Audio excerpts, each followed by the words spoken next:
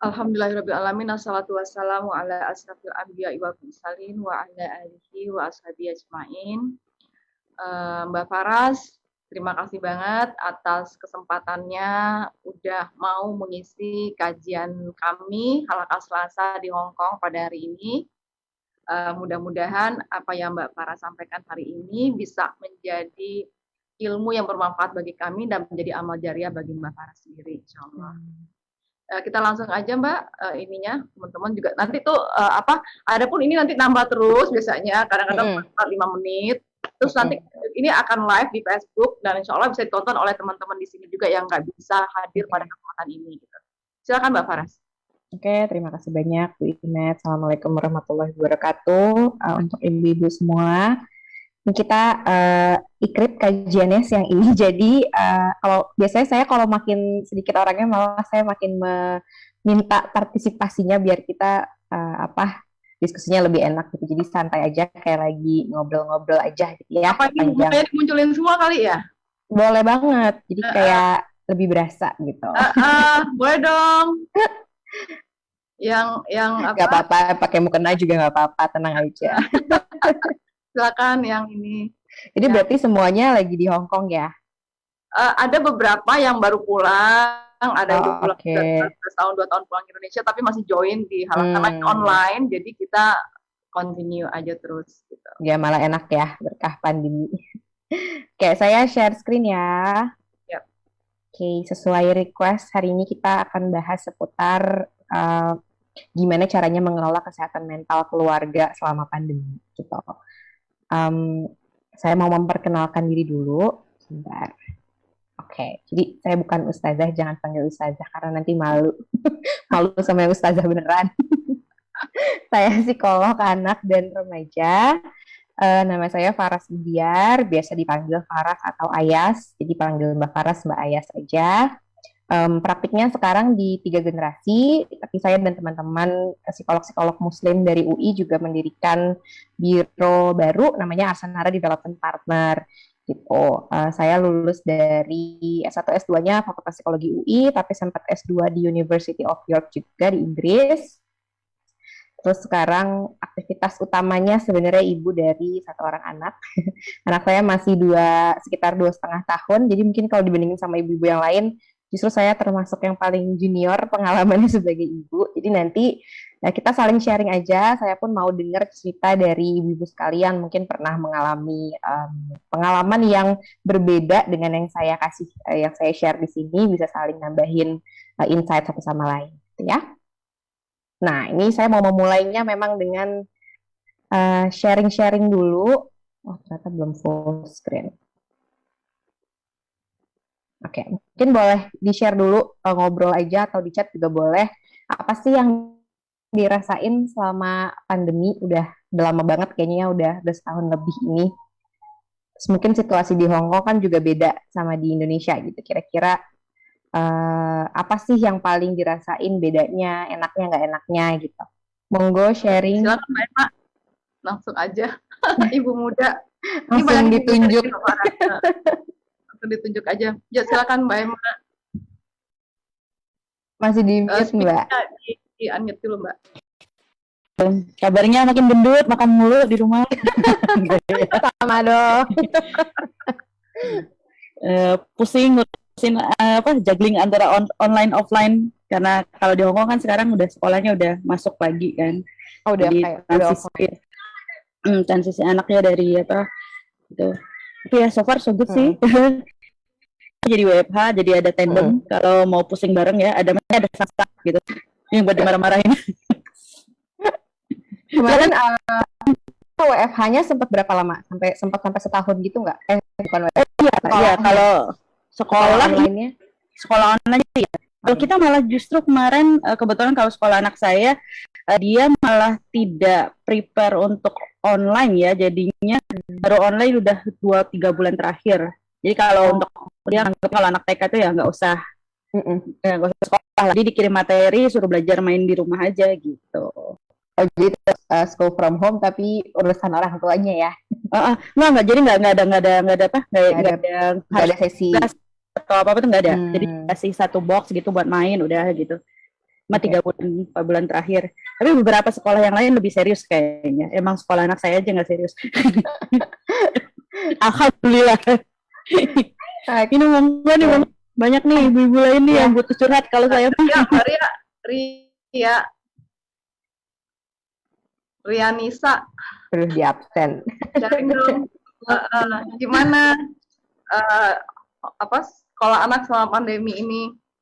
Kalau di sekolah anak saya tuh malah kayak udah biasa aja, maksudnya kayak tiap hari seminggu 5 kali kayak gitu. Cuman nggak bolehnya karena masih TK kan, jadi snack pun ditiadakan, terus kita nggak boleh bawa snack juga dari rumah. Jadi kasiannya cuman itu sih. Jadi anak nggak boleh makan sama sekali selama jadi karena kan anak-anak tuh lama ya kayaknya kalau makan snack. Ya.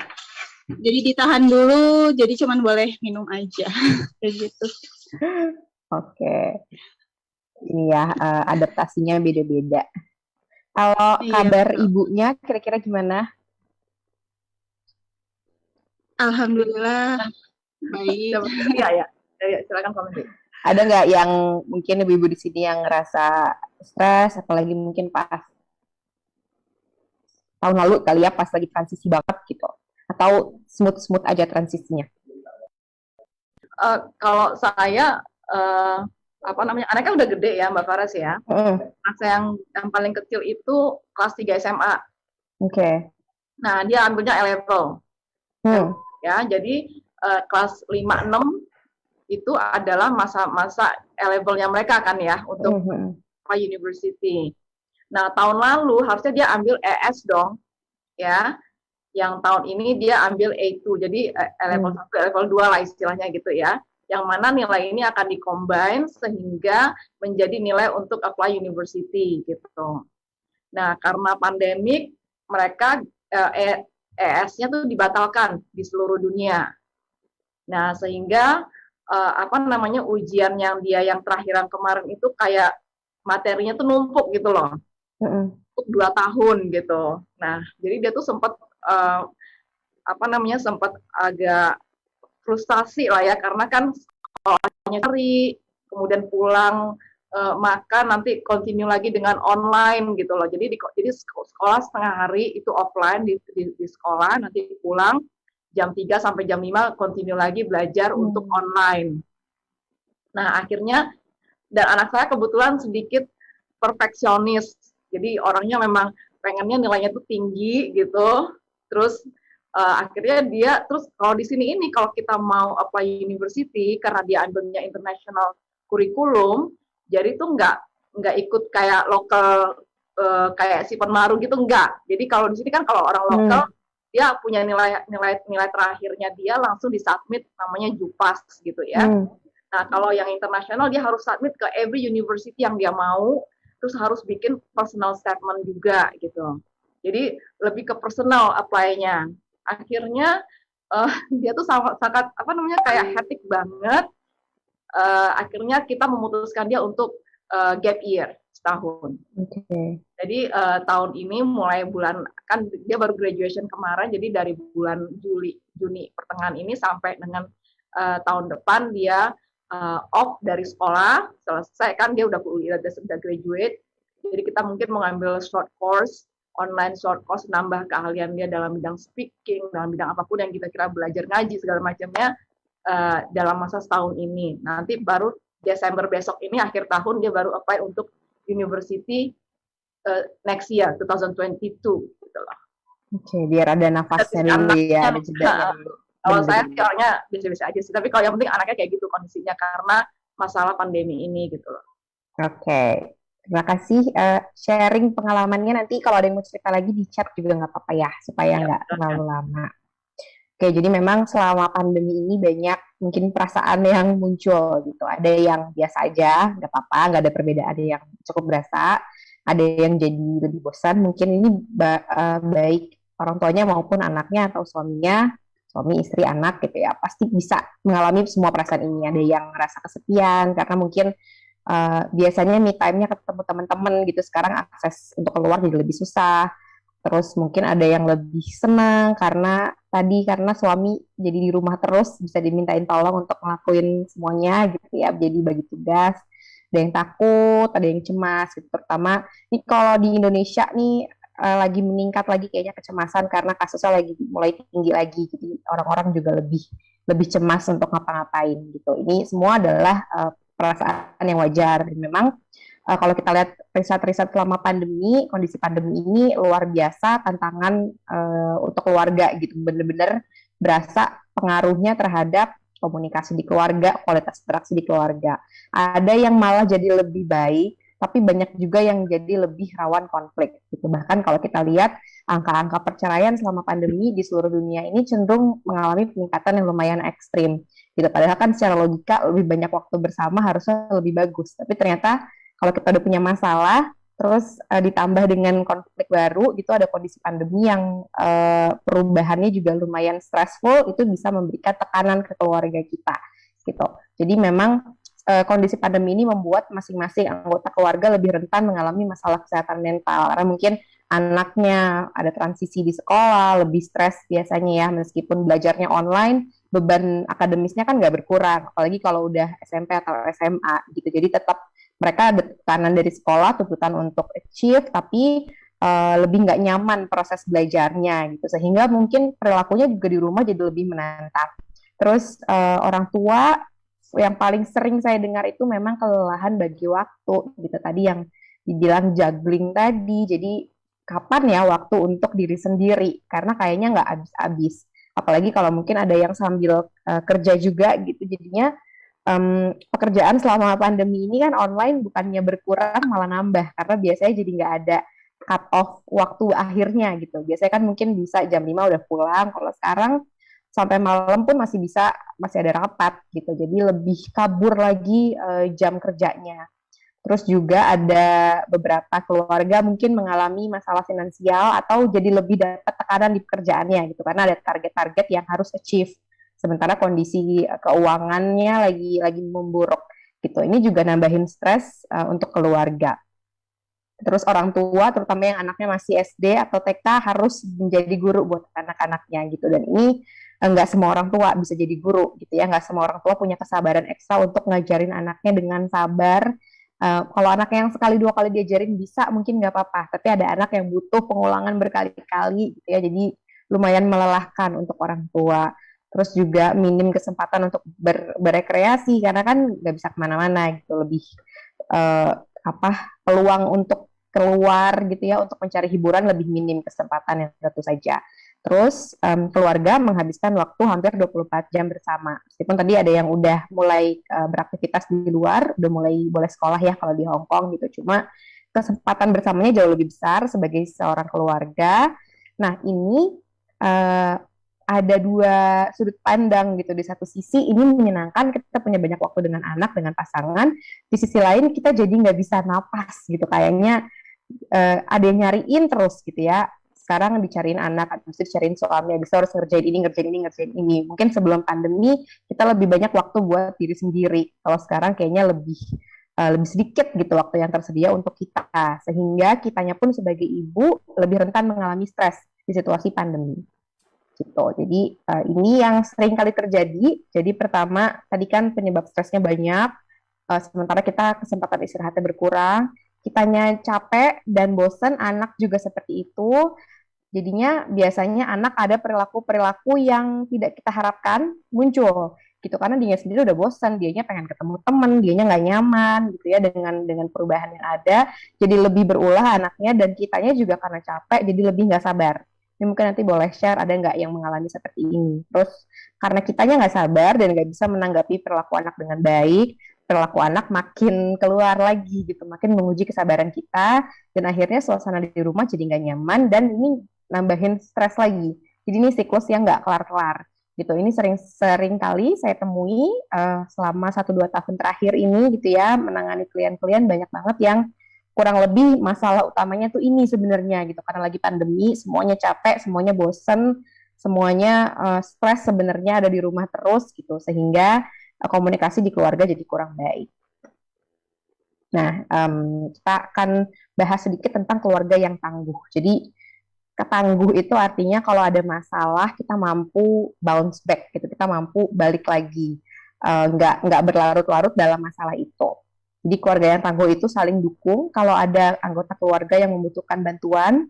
Lalu kalau dari hasil risetnya biasanya jadi lebih bahagia menjalani semua aspek kehidupan gitu, karena keluarga itu kan tempat pertama kita untuk balik gitu. Kalau kita lagi ada masalah di kantor, lagi ada masalah di tentang sekolah anak misalnya gitu, akan lebih enak menjalaninya kalau keluarga kita suportif gitu. Terus anak-anak yang keluarganya tangguh bisa menunjukkan prestasi yang baik di sekolah maupun di kerjaannya nanti ketika dewasa. Jadi ketangguhan keluarga ini ngaruhnya kemana-mana banget gitu sampai anak nanti sudah dewasa. Kemudian anak-anak yang keluarganya tangguh juga keluarga yang tangguh, anak-anaknya cenderung juga jadi lebih tangguh, mampu berjuang, percaya diri, dan punya keterampilan sosial yang baik. Jadi kita kan nggak mau anak-anak kita cuma jadi anak-anak yang pintar aja gitu. Untuk jadi orang yang sukses di apapun yang dia kerjakan, juga tentu saja perlu kemampuan untuk berjuang, untuk bisa berrelasi dengan orang lain, untuk tahu dia bisanya apa gitu. Ini bisa terjadi kalau kita keluarganya itu tangguh dan bisa jadi support system yang baik untuk anak. Kemudian keluarga yang tangguh itu setiap anggota keluarganya memiliki kesehatan mental yang baik meskipun mengalami berbagai masalah. Nah, ini juga makin tinggi ya angka gangguan kesehatan mental di anak dan remaja. Ini yang saya juga sering temui sehari-hari dalam berpraktik. Makin banyak banget gitu. Kita ngelihat keluarganya kayaknya baik-baik aja, pendidikannya baik, tapi ternyata anaknya punya kecemasan, punya gangguan depresi dan lain-lain gitu. Kenapa? Karena ternyata komunikasi di keluarganya tuh nggak terlalu baik gitu. Jadi anak nggak punya tempat untuk menyurahkan kebutuhannya seperti apa, kebutuhan emosionalnya, karena terlalu banyak tuntutan dari keluarganya gitu kurang lebih. Nah, untuk bisa jadi tangguh saat menghadapi masalah, ini ada 3 hal yang harus dimiliki oleh sebuah keluarga. Pertama, harus ada kedekatan dan keterbukaan di rumah. Jadi harus ada budaya ngobrol, budaya curhat gitu ya, saling cerita tentang hidup masing-masing, bukan jalan sendiri-sendiri gitu. Kemudian harus ada budaya saling percaya, saling dukung, saling bantu. Jadi bukan kalau ada satu masalah, yang lainnya nggak usah tahu lah gitu. Udahlah suami saya nggak usah tahu saya lagi ada masalah ini, istri saya nggak usah tahu. Bukan seperti itu, tapi malah saling membantu. Kemudian membiasakan komunikasi yang sehat. Jadi cara kita ngomong, terutama saat berkonflik itu seperti apa. Gitu. Berkonflik dengan pasangan maupun dengan anak itu perlu dibangun dan akan menentukan kualitas hubungan dengan keluarga kita.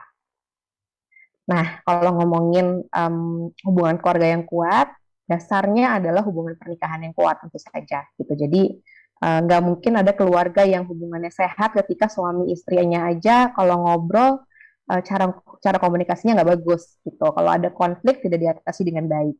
Jadi kita perlu perkuat ininya dulu gitu. Meskipun udah punya anak, mungkin aduh nggak ada waktu deh gitu ya untuk berduaan lagi sama pasangan. Tapi ini adalah core dari keluarga kita gitu. Landasannya tuh hubungan suami istri yang sehat. Jadi kalau ada masalah di situ pasti nanti kebawa dalam interaksi kita dengan anak. Jadi ada beberapa hal yang bisa dilakukan. Pertama, kita perlu punya ketertarikan yang sama sebenarnya. Jadi ada shared interest atau shared hobby gitu. Coba deh, ada nggak ya hobi yang saya dan pasangan sama-sama suka, atau topik pembicaraan yang kita kalau ngobrol itu kayaknya asik banget gitu. Selain topik tentang anak-anak kita atau tentang kondisi keluarga ya. Jadi topik yang ringan-ringan juga nggak apa-apa. Itu perlu untuk bumbu-bumbu hubungan gitu. Kemudian yang kedua, membiasakan komunikasi yang baik. Jadi meskipun lagi saling nggak suka, saling lagi berantem gitu ya kasarnya, tetap bisa saling menghargai dan menyampaikan perasaan tanpa menyinggung. Jadi kalau menurut riset, penyebab utama orang bercerai itu biasanya ketika udah nggak ada rasa saling menghargai. Jadi kalau lagi berantem itu udah kesebut semuanya, saling jelek-jelekin satu sama lain, udah nggak ada rasa respect-nya lagi. Nah itu sudah lampu merah dalam sebuah hubungan pernikahan gitu. Dan anak pun pasti akan dapat sense itu gitu. Kalau misalnya orang tuanya sudah tidak saling menghargai dan berantemnya itu udah nggak sehat ya. Kemudian memberikan waktu kepada pasangan untuk melakukan hobinya selama tidak berlebihan dan tidak meninggalkan kewajiban. Ini juga seringkali jadi konflik. yang satu pengen ketemu temen, yang satu maunya nggak boleh gitu ya, harus menghabiskan waktu sama keluarga. Sebenarnya kita tetap butuh waktu untuk me time, baik kita maupun pasangan kita. Jadi nggak apa-apa, mau sepedaan mungkin gitu ya, mau naik gunung gitu, selama tidak berlebihan. Jadi kita sepakati waktunya, porsi waktunya, dan tidak meninggalkan kewajiban. Bukan berarti setiap pulang kantor, misalnya ayahnya main game, anak-anaknya nggak diurusin gitu, nggak seperti itu. Tapi ada kesepakatannya, sehari boleh berapa lama dan kapan, ya.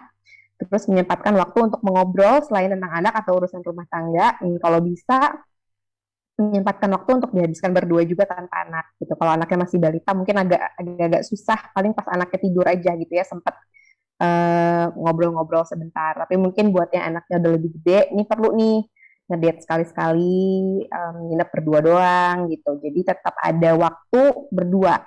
Kenapa? Karena suatu saat nanti anak-anak kita akan keluar dari rumah, akan punya keluarganya sendiri-sendiri. Dan di saat itulah nanti ada ujian lagi gitu buat hubungan pernikahan kita. Karena banyak sekali pasangan yang bercerai waktu usianya sudah lansia karena mereka memang tidak terbiasa hidup berdua doang gitu. Jadinya begitu anak-anak udah pergi, kok kayaknya aneh ya hubungan ini, kok kayaknya nggak menyenangkan ya menghabiskan waktu berdua doang sama orang ini gitu.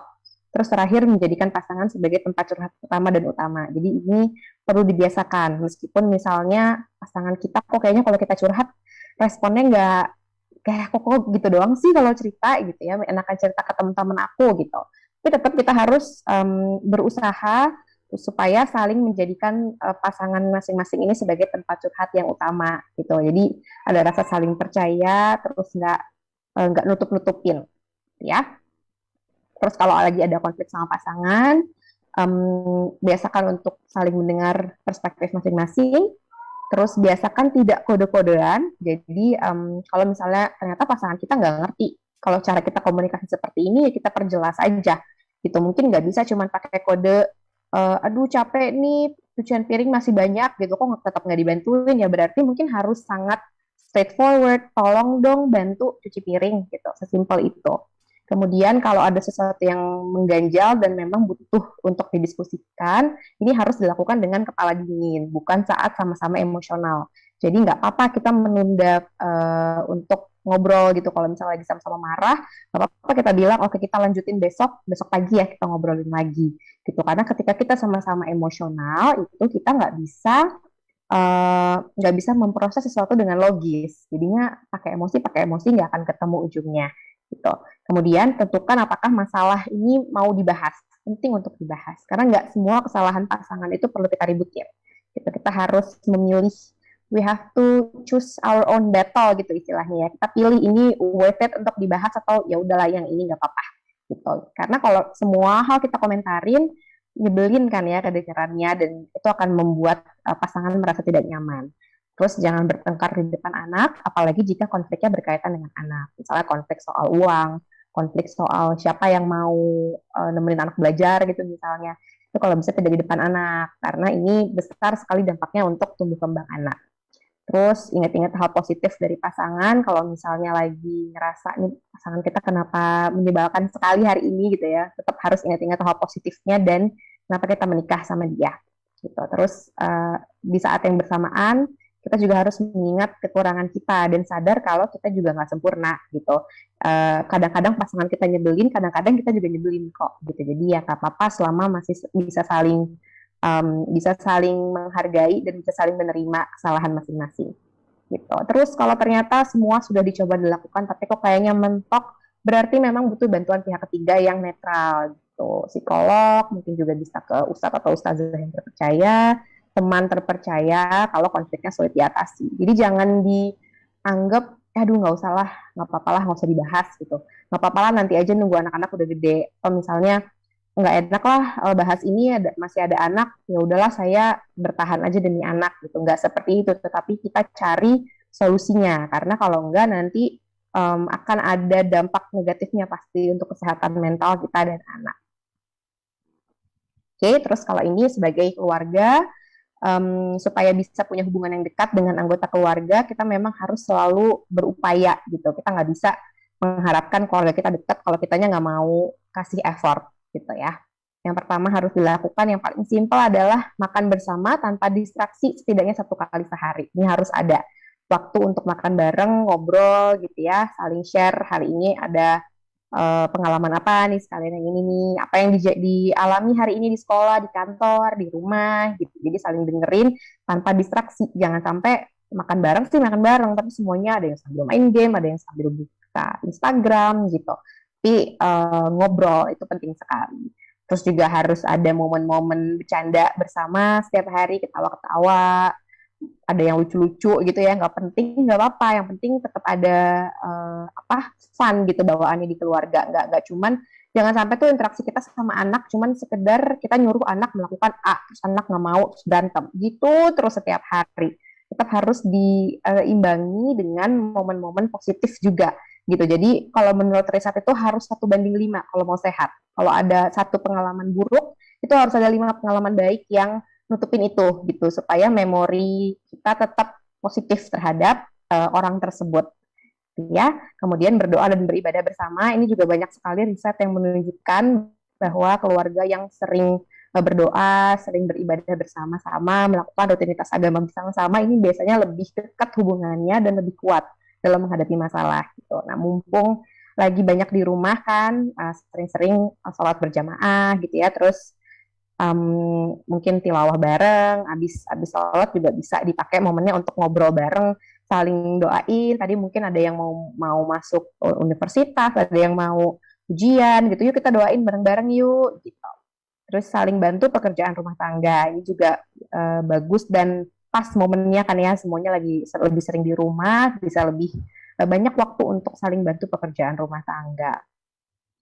Oke, terus untuk yang punya anak masih kecil-kecil, mungkin masih bisa diterapkan ini. Jadi kalau mau punya hubungan yang sehat sama anak saat anak remaja gitu ya, masa remaja itu biasanya masa-masa paling stressful untuk orang tua gitu, karena ada banyak kasus dan anak jadi jauh hubungannya dengan orang tua. Nah, kalau mau hubungannya baik dengan anak ketika remaja, upayanya itu harus dilakukan waktu anaknya bayi gitu. Jadi investasinya jangka panjang sekali. Yang pertama, kalau anaknya masih di bawah 2 tahun, banyak-banyak gendong, nyusuin, pokoknya kita tingkatkan kelekatan kita sama anak, ya, cium-cium anak, pegang-pegang secara fisik, pijat-pijat anak, gitu. Itu akan membuat bonding orang tua dengan anak jadi lebih bagus. Terus juga sempatin paling enggak 1 jam sehari untuk ngobrol sama anak, beraktivitas bersama, dan melakukan aktivitas yang mendekatkan secara fisik, gitu. Ini kalau bisa harus ada ini, dan kalau bisa kalau kita punya anak lebih dari 1, setiap anak punya waktu spesialnya masing-masing dengan kita setiap hari gitu. Kalau nggak sempat 1 jam per anak, ya paling enggak 15 menit, 20 menit sehari itu kita punya waktu khusus sama setiap anak gitu. Kemudian kalau anak lagi cerita atau lagi menunjukkan hasil karyanya, kita harus menunjukkan antusiasme, mungkin benar-benar kita liatin, kita puji, mata kita juga harus menunjukkan ketertarikan gitu. Jangan cuma bilang oh ya bagus-bagus tapi kita sambil kerja gitu. Itu anak akan tahu kalau kita nggak benar-benar memperhatikan dia. Dan nanti kalau dia mau cerita tentang hal-hal yang serius, yang mungkin memang butuh orang tuanya perlu tahu, anak jadi males orang tuaku nggak akan dengerin gitu. Karena pengalaman-pengalaman waktu kecil dia mau cerita sama kita anggurin. Ya, kemudian apresiasi keterbukaan anak meskipun anak menceritakan kesalahan gitu. Ini mungkin kalau anaknya udah mulai remaja nih ya, kalau anak jujur, mah aku tuh ini loh gitu misalnya, aku kemarin nyobain ngerokok loh misalnya gitu, meskipun kita tidak suka dengan perilakunya dan kita bilang itu salah, tetap kita apresiasi, mama seneng deh kamu cerita gitu ya, mama seneng kamu percaya sama mama gitu, itu tetap perlu kita apresiasi. Kemudian membalas kekurangan waktu anak dengan waktu berkualitas, bukan dengan uang atau mainan. Jadi kalau kita merasa kita kayaknya seminggu ini lagi sibuk banget, lagi ada pekerjaan misalnya, lagi ada tanggung jawab lain, dan waktu kita dengan anak berkurang, kita balas rasa bersalahnya bukan dengan beliin mainan atau kasih jajan lebih banyak gitu, tapi kita balas dengan waktu ekstra gitu, quality time ekstra dengan anak. Kemudian kalau lagi sama anak, penggunaan ponsel dijaga, mungkin nggak 100% bisa dihindari, tapi bisa dikurang-kurangin ya, paling nggak handphonenya disimpan dulu gitu. Terus kalau anak sedang berulah, sedang menunjukkan perilaku yang tidak sesuai dengan harapan kita, usahakan untuk menggunakan strategi disiplin positif. Jadi bukan dengan mengancam, mukul, bentak, cubit gitu ya, tapi dengan cara-cara yang lebih positif gitu. Jadi tetap disiplin, kita tegas sama anak itu tetap wajib, tetap perlu, anak tetap perlu tahu ada batasan gitu ya, dia nggak bisa melakukan semua hal yang dia mau, ada batasan-batasannya, tapi caranya tetap dengan cara yang baik dan tidak mengganggu kualitas hubungan kita dengan anak gitu. Jadi kewajiban kita terhadap anak bukan cuma ngasih duit, ngasih makanan, ngasih bayarin sekolah gitu, tapi juga memberikan perhatian, kasih sayang, keamanan dan batasan gitu. Itu tetap jadi kewajiban orang tua. Terus mungkin selama pandemi ini bisa melakukan aktivitas ini bersama keluarga, misalnya berolahraga bersama, terus mungkin bisa main board game sesuai usia anak. Kalau anaknya udah gede, lebih enak ya cari yang beneran seru gitu buat orang tuanya juga. Kalau anaknya masih kecil kan kitanya ngikutin anaknya. Terus juga mungkin bisa pesan makanan yang kita suka gantian, mungkin minggu ini yang nentuin si kakak, minggu depan yang nentuin adiknya gitu. Terus juga bisa bikin dekorasi bareng-bareng, bisa mungkin mendekor kamar, atau kalau yang anak udah gede, namanya bukan mendekor kali ya, makeover gitu, kira-kira gimana nih kita arrange furniture-nya biar lebih enak dilihat gitu, kasih tugasnya ke anak untuk riset. Misalnya coba kamu lihat deh di internet ada inspirasi ruangan ini nggak yang bagus kayak gimana gitu. Jadi kita kasih anak kesempatan untuk berkarya dan kitanya support gitu. Terus mengunjungi tempat outdoor sebulan sekali. Tetap kalau menurut saya tetap perlu ada momen jalan-jalan, cuman disesuaikan aja yang paling aman kira-kira gimana gitu. Terus juga nonton film bareng-bareng, dan kalau nonton film jangan cuma habis nonton selesai, tapi habis itu dibahas. Misalnya ada perilaku yang kayaknya seru untuk dibahas sama anak gitu. Jadi anak juga belajar secara sosial, ini perilaku ini tuh seperti apa, belajar berempati, belajar untuk menjalankan nilai dengan konsisten gitu. Terus juga bisa piknik depan rumah, baking gitu. Intinya kita tetap perlu nih rutinitas seperti ini secara rutin, paling tidak seminggu sekali, yang mendekatkan seluruh anggota keluarga dan bikin anak kita lupa dengan gadgetnya masing-masing gitu. Jadi dia sampai lupa gitu kalau dia tuh punya handphone gitu. Kayaknya apa ya kira-kira aktivitas yang bisa dilakukan gitu. Oke. Udah. Intinya keluarga yang tangguh bukan keluarga yang sempurna, bukan keluarga yang nggak pernah berkonflik, karena semua keluarga pasti punya konfliknya masing-masing, tapi keluarga yang mampu bangkit dari konflik dan selalu berusaha untuk berproses ke arah yang lebih baik gitu. Jadi bukan keluarga yang paling nggak ada dramanya, karena justru keluarga yang sama sekali tidak ada konflik justru buat saya itu aneh, dan berarti setiap anggota keluarga tidak bisa menyampaikan keinginannya dengan terbuka gitu. Justru malah jadinya banyak nutupin perasaan masing-masing gitu ya. Jadi yang paling baik itu memang kalau ada yang nggak enak bisa dibicarakan dengan baik, ketemu solusinya, dan selalu berusaha untuk berproses ke arah yang lebih baik. Gitu. Oke, materinya sampai di sini aja. Mungkin kita bisa lebih banyak diskusi, sharing, tanya jawab. Silahkan. Oke, baik. Makasih Mbak Paras atas penjabarannya masalah rumah tangga di tengah pandemi ini ya. Baik, Ibu-Ibu, kita buka sesi tanya jawab. Silakan langsung bertanya aja. Silakan.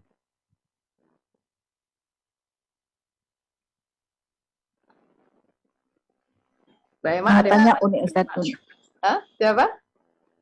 Aku nih Inet. Mbak Yanti ya? Oke. Iya. Assalamualaikum Mbak Faras. Mau tanya, sebatas umur berapa orang tua tuh menelantarkan anak, disebut menelantarkan anak, usia berapa gitu anak kalau kita menelantarkan anak itu usia berapa gitu? Makasih. Menelantarkan anak, kalau pakai definisi anak itu kan biasanya di bawah 17 tahun ya. Itu yang benar-benar masih butuh perhatian orang tuanya secara intens gitu. Jadi 17-18 tahun mungkin ya. Tapi menelantarkan itu pun definisinya banyak sebenarnya. Jadi yang namanya menelantarkan atau neglect dalam bahasa psikologinya gitu, bukan cuman nggak ngurusin secara finansial gitu, bukan cuman nggak nyekolahin. Kan biasanya kalau kita ngebayangin, wah ini ditelantarin sama orang tuanya, nggak dikasih makan, nggak dikasih duit gitu ya, nggak disekolahin, nggak diurusin secara fisik. Tapi sebenarnya menelantarkan itu juga bisa secara psikologis gitu, dari mungkin kita kasih ada orang tua yang kasih provide anaknya banyak sekali secara material gitu ya, kasih uang, kasih makanan yang cukup, tapi nggak pernah hadir untuk anaknya, nggak pernah ada, nggak pernah berusaha untuk masuk ke dalam hidupnya anak gitu. Nah itu juga termasuk penelantaran psikologis yang dampaknya juga sangat besar gitu. Sampai usia remaja pun masih bisa disebut neglect, cuman memang kalau neglect secara psikologis itu paling besar dampaknya ketika anak usianya dini gitu, karena itu kan momen-momen penting untuk bonding dengan orang tua gitu. Jadi ya sepanjang hidup anak kan orang tua juga memang punya peran meskipun berbeda ya gitu. Kayak saya sekarang umur saya udah segini aja juga masih butuh peran orang tua saya gitu. Cuman mungkin perannya berbeda dan semakin sedikit. Jadi neglect itu menurut saya bisa terjadi di sepanjang hidupnya anak sih gitu. Oh, baik, makasih. Kalau seperti gini, misalnya itu anak perempuan gitu, usianya sih udah 32-an tahun gitu. Terus anak itu tuh jatuh dari sepeda gitu, terus karena dia dibegal gitu, sampai dia masuk rumah sakit. Nah, si ibu ini dia nggak berani datang ke rumah sakit karena ibu ini udah sepuh gitu, terus takut kena COVID gitu, karena di rumah sakit itu udah banyak orang yang COVID. Jadi sesudah anaknya masuk kamar ruangan gitu, dia ibunya baru itu. Nah si suaminya ini tidak terima kalau istrinya tuh seperti itu. Akhirnya dia digugat cerai gitu. Gimana itu? Padahal pernikahannya sudah 37 tahun. Digugat cerainya Ya, sama karena itu sama suaminya, sama ayahnya korban, iya, berarti betul, maksudnya. betul, Oh, betul. oke. Ya, kalau menurut saya penelantaran anak seperti ya, itu gitu. Kalau menurut saya kalau sampai digugat cerai biasanya bukan karena itu hanya jadi salah satu trigger gitu. Itu peristiwa yang membuat mungkin wah ini udah nggak bisa diterima lagi gitu. Tapi pasti sebelumnya udah ada masalah komunikasi gitu. Mungkin memang ada masalah dari pola asuh si ibunya ini mungkin selama ini ya. Jadi suaminya mungkin merasa nih kok istri saya kayak gini, tapi paling puncak ketika anaknya lagi benar-benar membutuhkan kehadiran ibunya gitu. Kalau neglect itu terjadi hampir sepanjang hidup anak gitu, itu bisa dibilang sebagai neglect. Kalau cuman satu dua peristiwa karena memang ada alasan lain gitu ya. Kalau benar-benar cuma karena ibunya khawatir dengan COVID, kalau menurut saya itu namanya bukan neglect. Cuma itu seharusnya bisa disampaikan dengan baik, atau misalnya dititipin ke perawatnya gitu. Gitu sih. Soalnya ini anak kan udah nikah juga, ada suaminya juga gitu loh, Bu. Gitu. Masih jadi serba bingung si istrinya ini tuh, saya seperti apa gitu, harus seperti apa. Sudah minta maaf, padahal dia datang ke itunya tuh sudah minta maaf, tapi tetap suaminya minta cerai. Ya ini mungkin ada masalah entah dengan suaminya, entah dengan istrinya yang belum terselesaikan gitu ya. Kalau memang bisa kasih saran karena kan ini usianya sudah lebih susah biasanya ya menerima saran dari orang lain. Iya, udah 65 tahun usianya. Iya, kalau saya bisa saran sih memang sebelum diputuskan untuk bercerai, konsultasi dulu ke konselor pernikahan gitu paling enggak, supaya benar-benar lurus sebenarnya alasannya apa, dan mungkin masih bisa dibantu ketemu solusinya. Iya, sudah itu udah seperti itu. Tapi kekeh si suaminya bingung jadinya. Iya, mungkin cari-cari alasan juga bisa kan. Betul. Iya, jadi ya susah juga ya kalau misalnya ada satunya udah ngotot lagi gitu. Susah. Oke, makasih Bu. Makasih Mbak Yati. Oke, ini ada Mbak Nunu, ada apa? Ada mau ditanyain Mbak Nunu, silakan. Iya, halo, selamat siang, Assalamualaikum. Saya Nunu, pada waktu awal-awal pandemik tuh benar-benar berat sekali ya, waktu yang apa istilahnya ya, terbajak ya, nggak punya me time segala macam. Akhirnya saya ngerasa ada meledak-meledak sendiri gitu. Kadang kita stres sendiri kan ngadepin anak. Karena anak saya TK yang setiap hari e-learning, satunya lagi e-learning juga SD kelas 3. Jadi yang SD kalau udah bisa sendiri, oke gitu. Yang TK harus didampingin terus dari awalnya. Saya berdua, dia kan nggak betah ya 2 jam tuh ya e-learning tuh. Anak eh, 5 tahun harus standby di meja, gimana cara ya? Akhirnya saya berdua tuh sama dia, saya mulai dari main-main, bareng-bareng main gitu kan, biar dia nyaman e-learningnya. Terus setiap hari kayak gitu, lama-lama kan, wah, saya capek juga ya kayak gitu. Akhirnya saya ketumpuk mungkin stres gitu kan ya. Terus saya bingung ke siapa saya ngomong, ke suami juga, dia juga capek mungkin stres dengan kerjaan atau apa. Akhirnya saya konsultasi ke psikolog gitu. Ya alhamdulillah udah ada jalan keluarnya. Awalnya sih cuma menerima gitu, saya harus menerima keadaan. Terus saya harus kalau bersyukur ya levelnya terlalu jauh, jadi saya menerima dulu bahwa keadaannya seperti ini. Jadi udah mulai longgar sih, terus saya udah ada waktu buat me time, entah apa waktunya gitu. Nah, pertanyaan saya adalah sebelum saya menerima keadaan ini kan saya udah konsultasi ke psikolog bahwa jawabannya adalah ini gitu. Nah, sebelumnya itu adalah saya kan mengalami lonjakan-lonjakan emosional ya. Saya emosional ke anak misalnya ya, secara nggak langsung tiba-tiba aduh ada bentakan-bentakan gitu, aduh ibu capek deh, ibu capek gitu kan.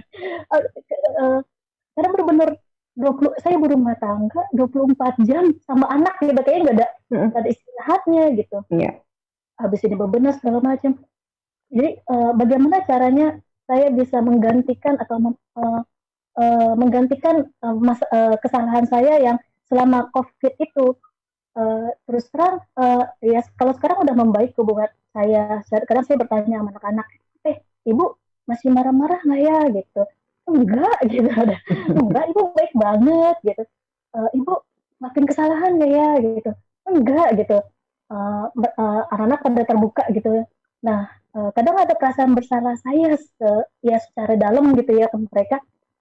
Saya tetap merasa tahun kemarin tuh buruk banget buat saya, karena saya kaget harus menerima keadaan yang di depan mata, terus jadi menjadi guru, jadi pendamping, jadi ibu, jadi ngurusin rumah, banyak banget kan asisten rumah tangga nggak bisa masuk ke rumah karena kita juga khawatir gitu. Akhirnya saya cara yang dalam, gimana cara membalas kesalahan saya yang lalu kepada anak-anak gitu.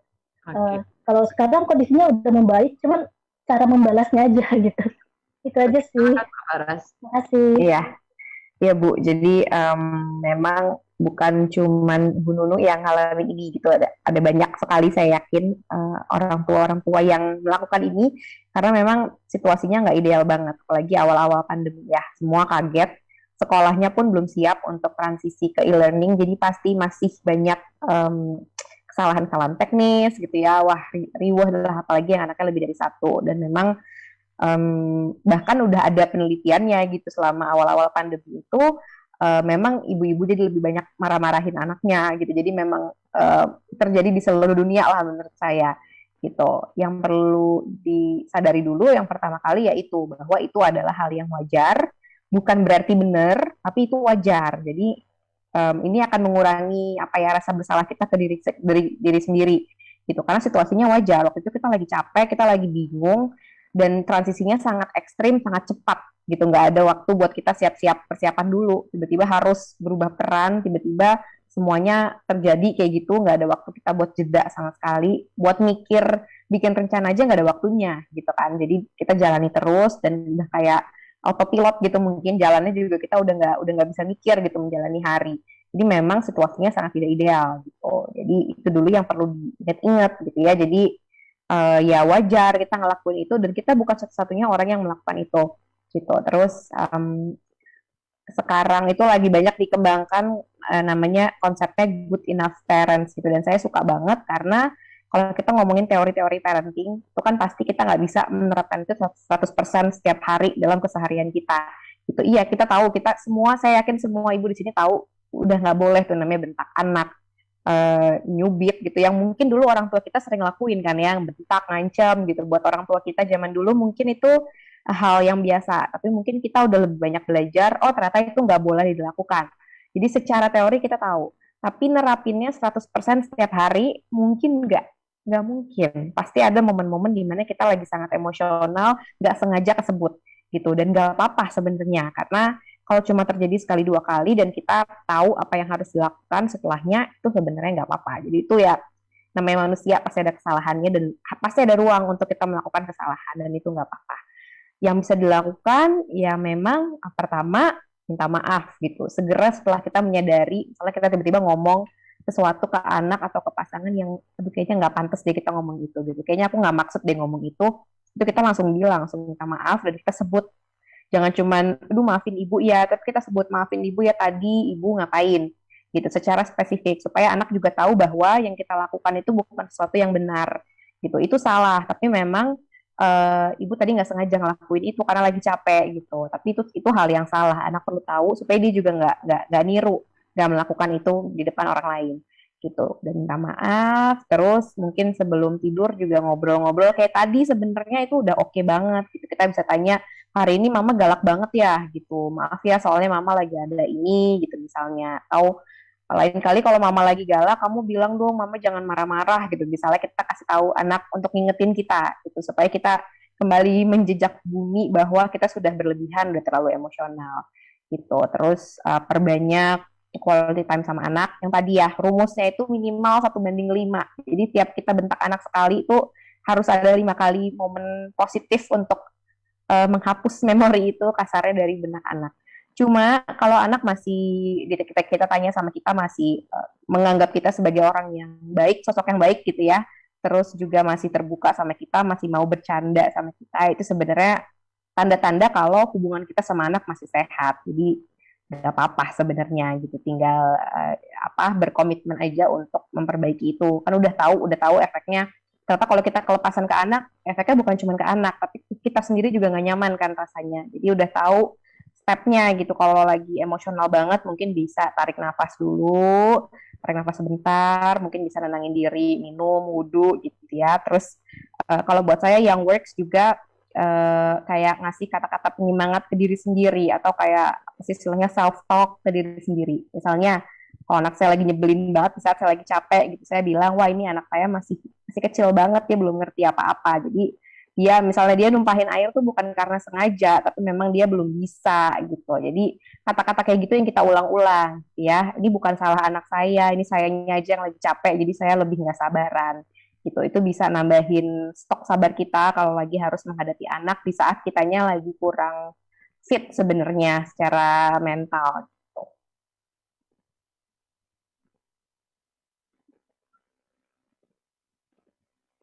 Oke, mungkin ada yang mau share lagi? Baik, makasih Mbak Faras. Oke, silakan Ibu-Ibu. Ada yang mau ditanyakan atau mau di-sharing? Silakan. Ada? Silakan Mbak Sasa. Baik, maaf dulu ya Mbak Faras. Yang saya tanyakan ini agak beda sama topik. Boleh nggak? Tapi tentang anak nih. Boleh banget. Nggak apa-apa. Baik, maaf.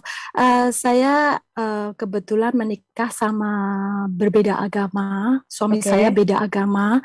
Terus kita mempunyai anak satu yang berumur 8 tahun nih. Selama ini saya berusaha belajar memperbaiki diri. Nah, suatu hari saya mengikuti pengajian lewat Zoom. Terus kebetulan anak saya itu duduk di sebelah saya. Dia mendengarkan penjelasan dari Pak Ustadz, yang kurang lebihnya Pak Ustadz menjelaskan kalau kita nanti meninggal, kita itu bakal jumpa sama nenek, kakek, buyut di Firdaus gitu, tapi yang seiman dan seagama. Tanpa saya sadari, dia paham Pak Ustadz bilang apa gitu. Masalahnya kan selama ini kita kalau ngomong pakai bahasa Inggris, jadi aku kiranya dia nggak begitu paham. Tiba-tiba kok dia nangis. Terus aku bilang, kamu kenapa? Aku bilang gitu. Terus dia cuma bilang, aku dengar semuanya sama Pak Ustadz tadi. Tadi Pak Ustadz bilang kalau kita meninggal, kita bakal jumpa sama keluarga kita yang seiman. Jadi aku sama ayah nanti gimana? Nggak bisa jumpa sama mami dong. Terus gimana caranya aku sama Dedi bisa jumpa mami, kurang lebihnya begitu Mbak Faras. Jadi dengar dia bilang gitu, aku tuh sedih banget. aku bingung mau ngomong apa ke dia. Terus aku pelan-pelan aja, aku cuma bilang ke dia, belum ada kata terlambat. Siapa tahu nanti kamu sama bapak bisa pindah ke agama kita, masuk ke agama mami gitu. Terus kira-kira kalau Mbak Farah sendiri gimana jelasin ke anak saya buat maksudnya biar gampang diterima seumuran 8 tahun gitu, Mbak Faras. Ya, maaf. Ya, terima kasih. Terima kasih, Bu. Saya mau tanya dulu, berarti anak selama ini menentukan agama anak prosesnya seperti apa? Saat ini saya belum bisa menentukan. Jadi saat ini saya juga berusaha mengenalin tentang agama saya. Kalau suami saya sebetulnya dia nggak terlalu aktif, malah belum pernah saya lihat dia pergi ke gereja juga. Jadi dia nggak ngajarin ke anaknya juga. Ya. Kalau menurut saya langkah pertamanya adalah diskusi dengan suami tentang agama anak, gitu. Karena ada dua opsi. Yang pertama, dari kecil dikenalkan dengan salah satu agama sesuai kesepakatan, gitu ya. Yang kedua, kasih paparan sebanyak-banyaknya sekarang, nanti membiarkan anak memutuskan ketika udah remaja, gitu. Jadi bisa ada dua opsi ini. Cuma jadinya yang kalau pakai opsi yang kedua, nanti ada momen-momen pasti di mana anak itu punya banyak sekali pertanyaan tentang dirinya gitu, karena dia nggak diajarin agama secara utuh kan ya. Kalau yang pertama kan ketika kita memutuskan oh kamu agamanya A, dari kecil sudah dilibatkan pasti dengan kegiatan agama itu, dan dia anak dari kecil tahu identitasnya, saya agamanya ini dan lain-lainnya yang mengikuti itu gitu. Cuma ketika anak yang nggak punya agama dari kecil, di saat orang tuanya mungkin melakukan rutinitas agama gitu, mungkin dia ngeliat ibunya sholat, terus itu ibu lagi ngapain kok aku nggak sholat, terus nanti mungkin ayahnya ada aktivitas di gereja gitu, mungkin one day dia juga ngerasa tapi aku juga nggak belong ke situ gitu. Itu akan jadi pertanyaan tentang identitas dirinya anak gitu, konsekuensinya itu. Tapi ketika mungkin orang tua mau melakukan itu, ya itu keputusan orang tua kalau menurut saya. Tapi harus sepakat dulu nih, karena kalau tidak nanti ada konflik yang mungkin anaknya nanti juga belum ngerti tapi ngelihat nih orang tua saya berkonflik gitu. Jadi sepakati dulu sama pasangan soal agama anak gitu. Apakah boleh dipilihin dari sekarang atau benar-benar dibebasin.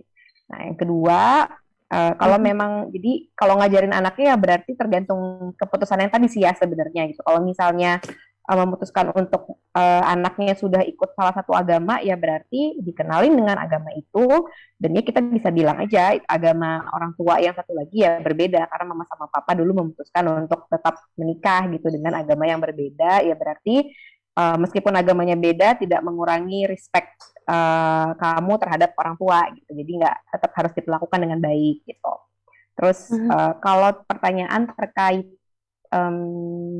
surga dan neraka gitu, itu kan juga kita harus balikin dulu ke ini kita mau ngajarin anak agama atau enggak nih gitu, karena jawabannya beda kan ya. Kalau kita nanya soal konsep surga neraka ke orang Muslim, ke orang Kristen, dan ke orang yang nggak punya agama, ke orang-orang yang ateis, jawabannya pasti beda.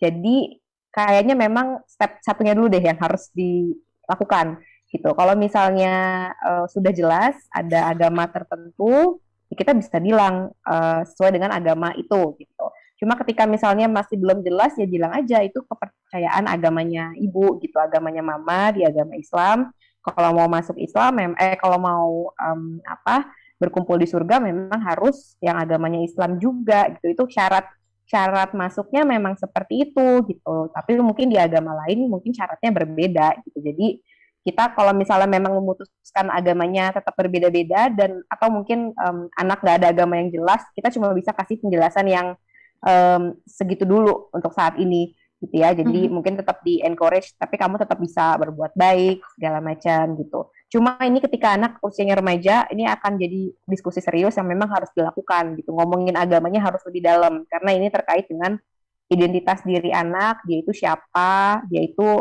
belongnya ke siapa gitu. Itu kalau nggak selesai itu nanti bisa jadi masalah dalam perkembangan anak saat dia nanti remaja gitu. Jadi perlu didiskusiin, direncanakan dari sekarang sih sama suami, kira-kira gimana. Baik, terima kasih Mbak Faras. Ya, sama-sama. Mudah-mudahan ada jalan keluar ya Mbak Sasa ya. Oke, baik. Terima kasih Bu Imet. silakan, ada yang bertanya lagi?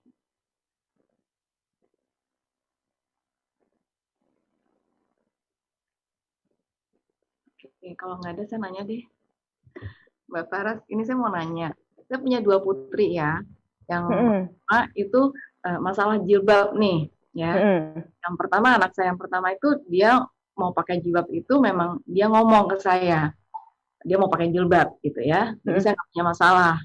Nah, anak yang kedua ini kan sekarang usianya sudah 16 tahun gitu.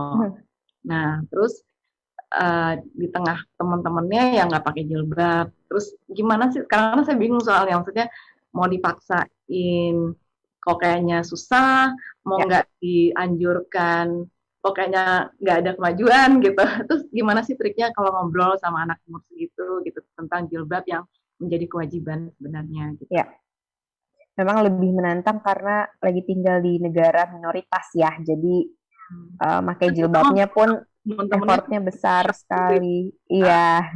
Terus juga di usia remaja itu kan mereka sangat sensitif dengan penampilan diri gitu. Jadi pasti ada juga tanggapan pikiran nih, kalau aku udah pakai jilbab nanti cowok-cowok nggak ada yang ngelirik aku lagi gitu.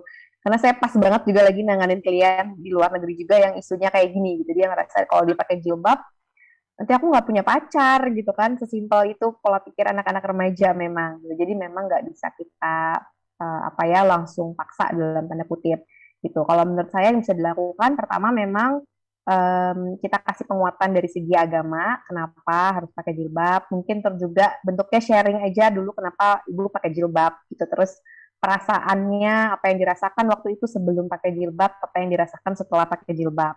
Terus juga mungkin kasih tahu dari segi agama, misalnya kewajiban ayah itu anak-anak perempuannya harus pakai jilbab. Jadi kalau anaknya nggak pakai jilbab, nanti ayah ditanya sama Allah kenapa anaknya nggak pakai jilbab gitu. Itu bisa jadi salah satu alternatif juga untuk menguatkan. Jadi kita bentuknya nggak maksa, tapi kita kasih paparan ini, kasih lagi, sentil lagi gitu. Terus juga role model itu penting sekali untuk remaja. Jadi kalau misalnya ada sosok yang dia suka tapi berkerudung, itu harus banget deket gitu sama dia, harus banget ditampilkan dalam hidup dia. Jadi coba dilihat aja apakah misalnya ada senior yang kerudungan atau sosok yang nggak benar-benar ada dalam keseharian dia juga nggak apa-apa. Misalnya selegram lah, kalau anaknya suka fashion mungkin kita coba cari tahu hijab influencer yang cocok sama dia, terus kita coba tanya, kamu tahu ini enggak, keren ya gayanya gitu. Yang jadi masuknya lewat hal-hal seperti itu. Jadi kita harus coba tahu dulu juga ya dunia dia itu seperti apa gitu. Kayaknya dia sukanya sama orang yang kayak gimana, cocoknya sama yang kayak gimana. Terus mungkin kalau ada kakak sepupu atau kakaknya kan udah pakai jilbab duluan tuh, bisa bantu ajak ngobrol karena lebih deket kan hubungannya gitu. Itu bisa diajak diskusi. Terus intinya mungkin kita kasih tahu bahwa kita sangat berharap anak kita pakai jilbab karena kita pengen, misalnya ya mama nggak pengen kamu nanti nggak bahagia lah hidupnya di dunia atau di akhirat gitu, misalnya bahasanya seperti itu, silahkan disesuaikan.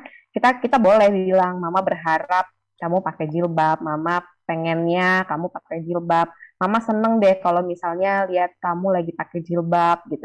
Itu boleh sekali, tetapi tetap tidak dipaksa step-nya gitu. Itu sih kayaknya yang bisa dicoba.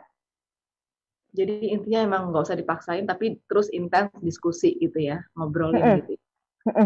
Kalau misalnya kayaknya deadlock banget juga bisa sih, misalnya kalau menurut kamu siap, misalnya dia aku masih kecil, aku masih ini nih, oke kalau gitu kamu siap nih kira-kira kapan gitu. Bisa juga kita minta anak bikin rencana, mungkin misalnya dia bilang pas aku kuliah aja deh gitu, oke kalau gitu berapa tahun lagi ya gitu. Itu bisa jadi salah satu solusi juga kalau mau lebih pasti mungkin ya ini kapan.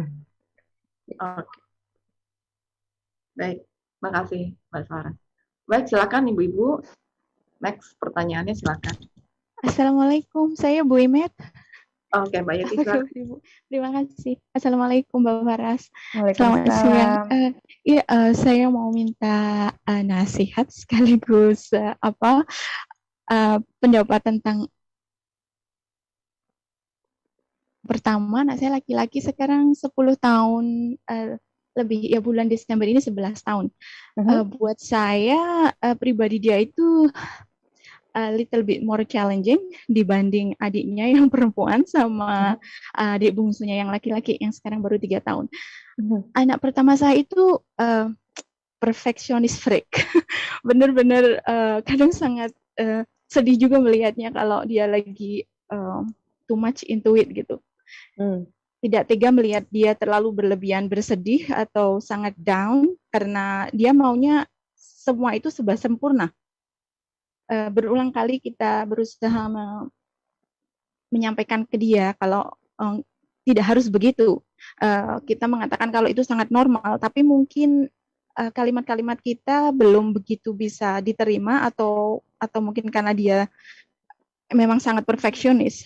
Hal terkecil misalnya rambut dia yang agak sedikit berdiri pun sebelum berangkat ke sekolah akan menjadi masalah sangat besar. Iya, sepulang sekolah dia akan mesti menunjukkan muka yang masam, sedih, merasa kayak kita tidak terlalu memperhatikan dia karena tidak membantu dia menyelesaikan masalah rambutnya yang berdiri. Meskipun itu cuma sangat kecil dan bisa dibilang nothing gitu loh. Sampai kita udah peluk dia, kita udah kasih tahu dia, you looking handsome, ini nothing wrong, kamu masih oke, alhamdulillah, enggak apa-apa. Dia bilang, enggak, some people will think kalau ini tuh enggak bagus, gimana begitu. Terus, atau contoh lain seperti kita ajak dia berangkat ke madrasah, dia belajar ngaji, fixed time, biasanya jam 5 menjelang asar, kita bawa ke masjid sebentar lagi ini. Dia misalnya sedang bermain atau menyelesaikan PR. Kalau sedang bermain biasanya dia Lego. Kalau belum fix itu mainan, dia akan merasa itu belum sempurna, tidak boleh ditinggalkan. Kalau kita memaksa membawanya pergi, katanya kita jahat. I don't like. I don't like papa, I don't like mama. Kenapa? Karena you force me to do like this. Aku masih mau menyelesaikan tugas aku yang ini, sementara kita tahu itu bisa dikerjakan nanti lagi, itu cuma mainan, tapi cara dia menanggapinya itu, menerimanya itu sangat buat kita yang menganggapnya biasa atau normal, dia menganggapnya berlebihan. Dia jadi akan sangat sedih, dan itu membuat saya juga sangat sedih karena dia kadang sampai menangis. Dia cowok, so saya expect dia lebih strong, lebih bisa menerima, tapi dia tidak. Bahkan saat sholat berjamaah pun kalau musala dia itu tidak sengaja sajadahnya terlipat sedikit, dia akan rela mengulang lagi karena dia membenarkan sajadahnya beberapa kali. So ada nasihat buat saya khususnya bagaimana dealing dengan tabiat anak saya yang menurut saya lebih sangat challenging. Terima kasih banyak. Ibu, ini dari dulu seperti ini atau karena umur-umur remaja ini? Udah mau remaja? Dari dulu memang sudah ada tabiat seperti ini, tapi tidak begitu ekstrim. Nah, setelah dia menginjak umur 8-9 tahun ya, seingat saya, itu lebih challenging buat saya untuk deal with it. Kita harus banyak-banyak mengatakan ke dia begini begitu, tapi still like to no avail. Masih kayaknya no use gitu. Mohon petunjuknya. Terima kasih. Untuk kasus Ibu Yeti, saya saranin sebenarnya langsung konsultasi sama psikolog. Karena saya punya beberapa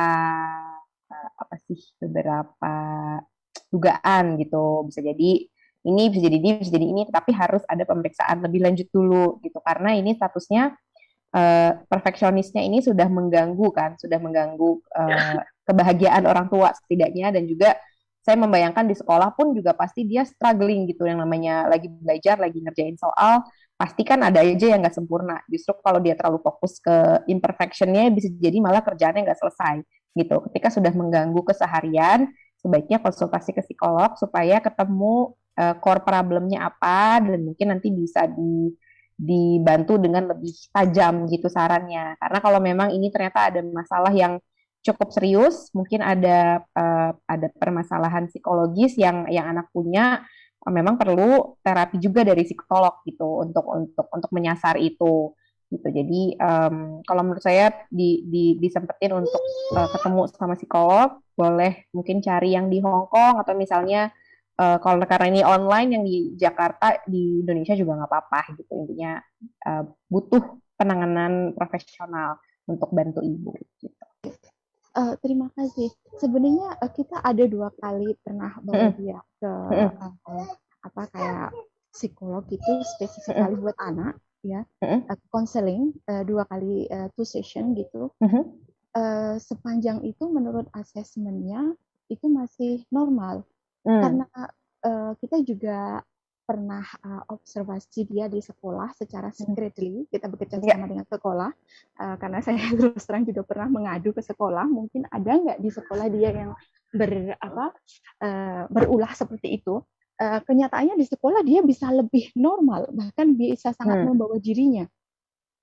Tapi begitu di rumah dia lebih menunjukkan kalau dia itu sangat perfeksionis. Bahkan dia bisa sangat marah kalau kita mencoba menenangkan dia.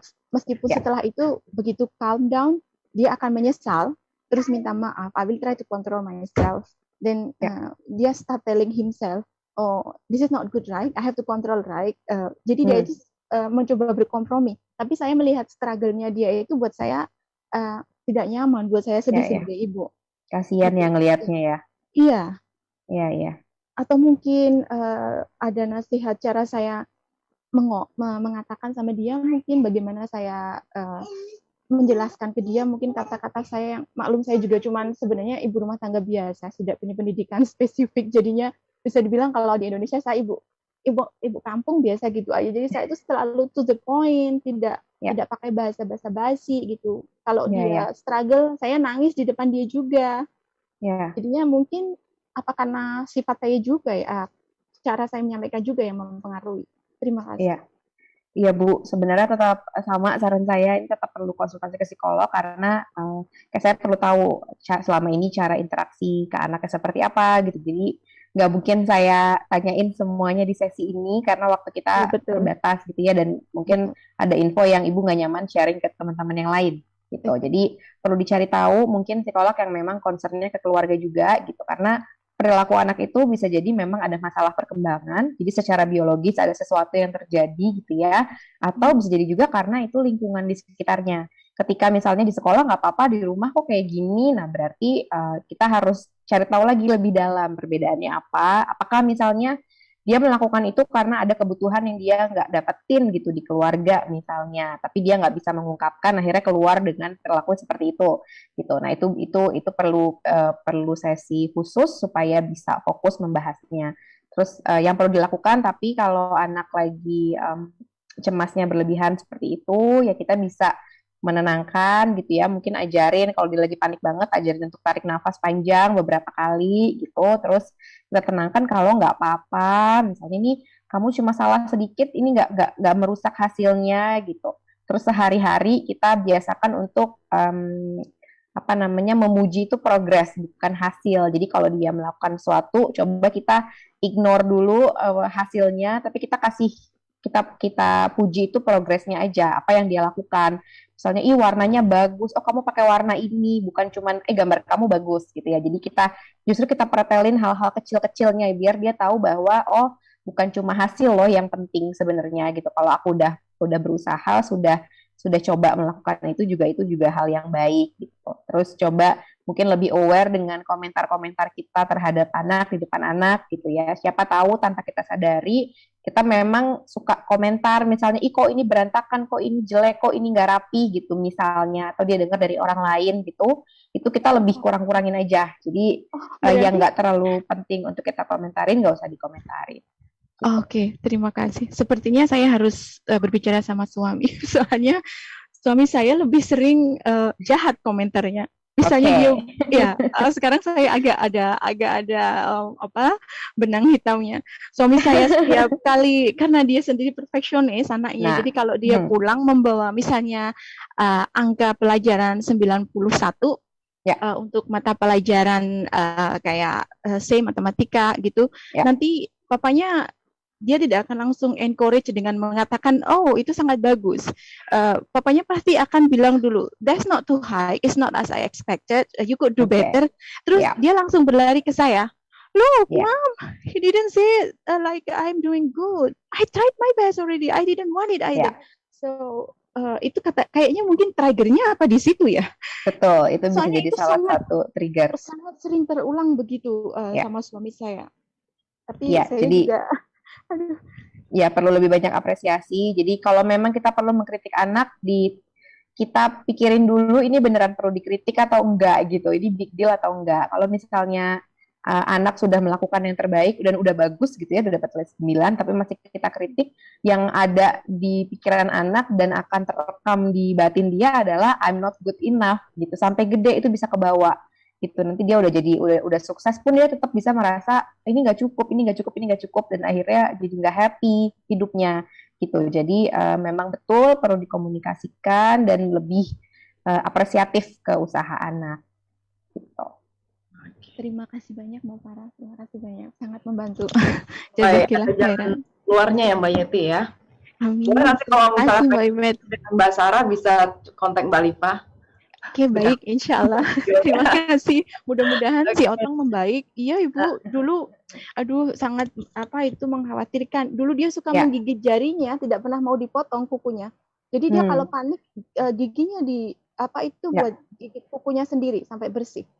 Iya, iya. Sekarang alhamdulillah sudah sangat berubah, sudah sangat lebih kontrol. Cuman ya itu masih kalau di rumah kadang Ya. keluar. Ya, Terima dugaan saya memang anaknya kecemasannya lumayan tinggi, mungkin ada Iya. keturunan juga yang pencemas gitu ya, mungkin dari ayah atau ibunya, ditambah dengan komentar-komentar seperti itu, jadi dia makin nggak pede. Kalau soal penampilan, kayaknya karena dia udah ABG juga sih, jadi mungkin nanti ada periode makin parahnya tuh soal penampilan. Tapi jadi itu, harus iya, masalah tapi itu transisi. lumayan wajar untuk anak remaja. Biasanya cuma karena jerawat satu aja tuh kayaknya dunia runtuh gitu. Cuma karena anaknya perfeksionis bisa lebih ekstrim lagi nanti kelihatannya. Oh ya Allah. Jadi kalau yang kayak gitu, ya kalau nggak terlalu mengganggu mah diikutin aja kali ya. Ya udah nih pakai gel rambut gitu, asal nggak terlalu mengganggu kehidupan di keluarga. Gitu, nggak semua hal harus kita pusingin lah kasarnya. Iya, saya akan lebih berusaha. Terima kasih banyak. Iya, Assalamualaikum. sama-sama. Waalaikumsalam. Baik, masih ada waktu, silakan ibu-ibu yang mau bertanya lagi. Mbak Lipa ada yang mau tanyain? Wimet kalau mau share boleh ya? Oh boleh, silakan. Iya, Mbak Paras, ini saya juga ngalamin nih, saya ternyata emang anak-anak tuh bisa stres juga ya, dan kadang-kadang kita anggap kondisinya ideal, ternyata buat mereka nggak ideal. Kalau saya sih kayaknya kebalikan, jadinya anak saya kan tadi saya bilang kan sekolahnya tidak terlalu serius, jadi pada saat malah pandemi kemarin kita paling sekolah setahun itu cuma 2 bulan kalau nggak salah, 65 hari. Itu jadi saya main sekolah-sekolahan di rumah gitu. Jadi begitu balik lagi ke sekolah, dia nolak buat masuk sekolah. Jadi dia mainnya sekolah di rumah. Protes-protes terus, tapi untungnya Lebih fun ya di rumah ya. ya. Tapi saya yang denial, maksudnya saya nggak siap untuk mengambil tanggung jawab itu, karena saya sendiri senang sekolah, suami juga senang sekolah, dan kami masih percaya bahwa institusi pendidikan formal itu best lah, maksudnya gitu kan. Nah jadi kalau awal tuh enak tuh, jadi maksudnya masih ada 2 minggu masuk, terus tahu-tahu libur panjang gitu kan, emang karena udah jarang gitu. Nah sekarang kan udah benar-benar masuk lagi buat intern, saya ngelihat kelakuan dia berubah. Jadi emang anak saya 4,5 tahun, dan itu dia yang sudah tidak ngompol lagi, atau ngompol di kelas 2 kali, dan terlihat emang benar-benar stres gitu. Dan sampai sekarang saya jadi harus jadi saya konsul sama karena saya sensitif untuk urusan gitu, jadi saya langsung ke sekolahnya, saya nanya, terus kita konsultasi sama social worker, dan kita ada assessment dengan psikolog bulan kemarin dan bulan depan. Tuh, anaknya sih ceria, baik-baik aja, cuma ya itu tadi saya ngelihat slightly tanda ya, saya nggak mau kelepasan gitu, karena dia mulai yang apa sih namanya, ya itu terlihat bahwa tanda-tandanya itu dia stres gitu, jadinya malah balik ke sekolah malah jadi tidak menyenangkan gitu. Ya itulah, jadi ini aja curhat itu aja, cuma karena sekarang masih dalam proses ditanganin sama-sama sama gurunya, sama psikolog juga di sini, hopefully sih tahun depan nih ajaran baru nih masuk udah mulai baik lagi. Cuma ya itu tadi saya masih denial nih kalau ternyata emang tidak nyaman sekolah kan berarti mau nggak mau harus mencari lingkungan baru atau ya itu dibalikan lagi ke rumah dengan kondisi ideal. Sekolahnya ada opsi sekolah lain nggak? Masalahnya kalau di Hong Kong ini pindah-pindah seperti itu enggak. Kalau di lokal tuh agak sulit karena kebetulan anak saya nempuh jalur lokal ya. Kalau mau ke internasional, jalur internasional lebih gampang karena kan emang lebih fleksibel. Nah itu kan ya ini ya agak repot sih kalau di Hong Kong ini ya Bu Imet ya. Kalau sekolah itu kalau apalagi kalau jalurnya lokal itu kayak mereka sistemnya kayak Inggris, jadi itu kayak ten-through. Jadi kalau kamu udah masuk ke satu sistem dan kamu mau ya itu akan continuity di situ terus gitu. Jadi kalau misalkan itu jadi kayak orang-orang lomba naik masuk ke band 1 biar nanti dapat secondary school-nya yang band 1 juga, terus leading ke good university, things like that. Dari TK ya udah dibangun karir. Ada yang dari baru lahir Bu. Kalau untuk urusan tertentu, iya. Tapi kalau yang mau diambil santainya aja santai. Cuma masalahnya kan karena ya itu di tiap family kan punya plan yang berbeda dan kemungkinan besar agak lama di sini. Jadi ya tidak mungkin juga kan ngikut plan teman-teman yang mungkin cuma 3 tahun di sini atau 2 tahun di sini gitu. Ya, gitu aja sih. Iya, mungkin itu perlu dievaluasi juga kayak perbedaan metode belajar di sekolah sama di rumah tuh sejauh apa. Jangan-jangan misalnya di rumah ibunya fun banget nih ngajarinnya, di sekolah lebih heavy gitu ya secara akademis, anaknya lebih bosen juga gitu. Jadi perlu dicari penyebab utamanya apa gitu. Terus memang benar anak bisa stres, dan kalau salah satu tandanya anak yang masih kecil tuh stres memang kembali ngompol, itu salah satu sinyal utama gitu. Ini anaknya udah terlalu stres. Jadi kalau menurut saya sambil cari jalan keluar, intinya tidak memaksa anak. Kalau anaknya belum siap untuk sekolah ya dicari jalan keluarnya, terus mungkin titipin kalau gurunya cukup baik gitu ya, titipin ke gurunya untuk anaknya lebih santai dulu aja kalaupun dia sekolah nggak ngapa-ngapain gitu. Jadi dibikin targetnya pelan-pelan dulu aja. Misalnya bulan ini yang penting dia mau sekolah, masuk sekolah misalnya satu jam doang gitu misalnya, atau cuma ngerjain satu activity doang gitu yang anaknya setuju, kayak deal-dealan sama anak gitu. Itu juga bisa dicoba sih. Jadi stepnya pelan-pelan naik, nggak langsung dia targetnya sekarang ikut sekolah dari pagi sampai pulang gitu. Ya, sedang dipraktekkan. Terima kasih Mbak Faras. Yo. Soalnya anak-anak tunggal soalnya Mbak Faras. Oke.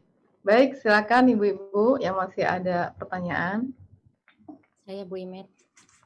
Livah keluar juga. Oke, silakan.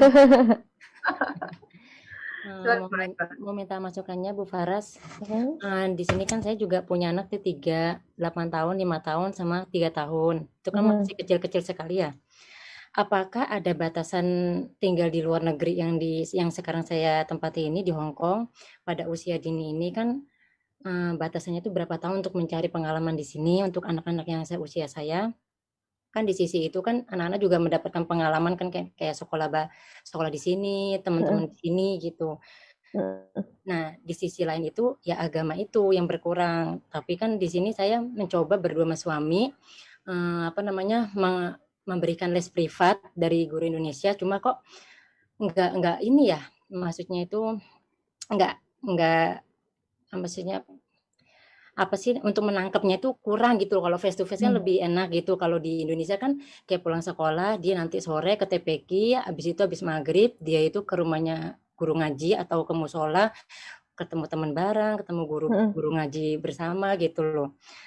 Ya untuk psikis anak itu gimana itu menghadapi hidup di Hong Kong yang masih usia dini itu gimana itu? Oke. Ya memang tantangan terbesarnya pasti ini ya, menyesuaikan nilai yang dianut keluarga dengan yang ada yang kelihatan dia di teman-temannya gitu. Kalau opsi ngaji di Hong Kong anak-anak itu sama sekali nggak ada ya yang memang ketemu gitu. Ada, suami saya sendiri malah. Cuma kalau anak-anak diajari ngaji sama orang tuanya itu fokus dibandingin sama orang lain gitu. Iya betul. Fokus orang tuanya nggak sabar, Sabar banget jadi Bunya. ngajar Lebih anak nggak lain. lebih nggak sabar sama anak sendiri juga, itu benar sih. Enggak, karena kalau anak sendiri itu kan kalau ada orang tuanya kan gayanya itu 2 kali lipat, kalau sama orang lain Ya, itu nggak begitu gitu loh maksudnya. ya, ya. Cuma mungkin bisa dicoba ketika di situasi yang lebih formal, mungkin bukan di rumah misalnya ya. Terus peraturannya tetap strict dengan sama dengan anak-anak lain. Ya intinya uh, belajar agama, belajar itu kan bukan cuma butuh dari segi kognitifnya, ilmunya aja, tapi anak juga butuh komunitasnya sebenarnya. Dia perlu tahu kalau oh ada teman-temanku yang agamanya sama kayak aku, yang ternyata belajar sholat juga, belajar ngaji juga gitu. Jadi menurut saya itu tetap perlu ada tuh porsinya kalau memang ingin mengajarkan agama ke anak di lingkungan minoritas gitu. Jadi dia tetap tahu bahwa oh temanku tuh nggak cuma teman yang di sekolah doang nih yang agamanya beda, tapi ada juga teman-temanku yang muslim. Jadi dia perlu merasa belong ke sebuah komunitas gitu. Itu yang perlu dipupuk, dibangun dari sekarang. Jadi dia nggak ngerasa dia aneh gitu. Misalnya di sekolah, misalnya nih nanti dia sholat sendiri teman-temannya enggak, dia nggak ngerasa dia aku berbeda, aku aneh, karena dia tahu bahwa saya tetap sama kayak teman-teman yang ini nih, yang kelompok yang ngaji ini gitu misalnya. Itu perlu tahu. Terus juga penanaman di rumahnya berarti harus lebih ekstra gitu, dan perlu diajarin bahwa aturan setiap keluarga itu berbeda-beda. Jadi kalau yang boleh buat teman kamu di rumah ini mungkin jadinya nggak boleh, atau sebaliknya mungkin ada yang mama papa bolehin tapi teman kamu di rumahnya nggak boleh. Jadi semua keluarga punya aturannya masing-masing dan harus diikuti sesuai dengan keluarganya masing-masing. Itu sih. Iya, iya. Kalau misalnya apa, di sini tuh kan adab itu nomor sekian ya dibandingin kayak di Indonesia itu ya. Adab itu kan diperjuangkan banget kalau di Indonesia. Nah, itu gimana Mhm. tuh? Sedangkan anak kalau di sini adabnya itu beda sama Indonesia, sedangkan kita Ya, udah memberikan masukan harus seperti kayak dulu adabnya gitu. Maksudnya adab dulu baru definisi adabnya kayak gimana Bu misalnya? Adab apa yang misal beda? misal apa ya?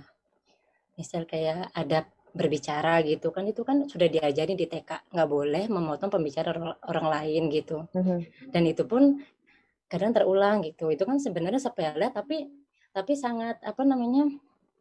Sangat kalau nggak dilatih terus itu akan berbahaya sampai ke depannya gitu loh. Ya, Iya gitu seperti contohnya. iya, tapi sebenarnya pengajaran apa kebiasaan-kebiasaan sosial seperti itu Mhm, sebenarnya paling utamanya dilakukan di rumah gitu.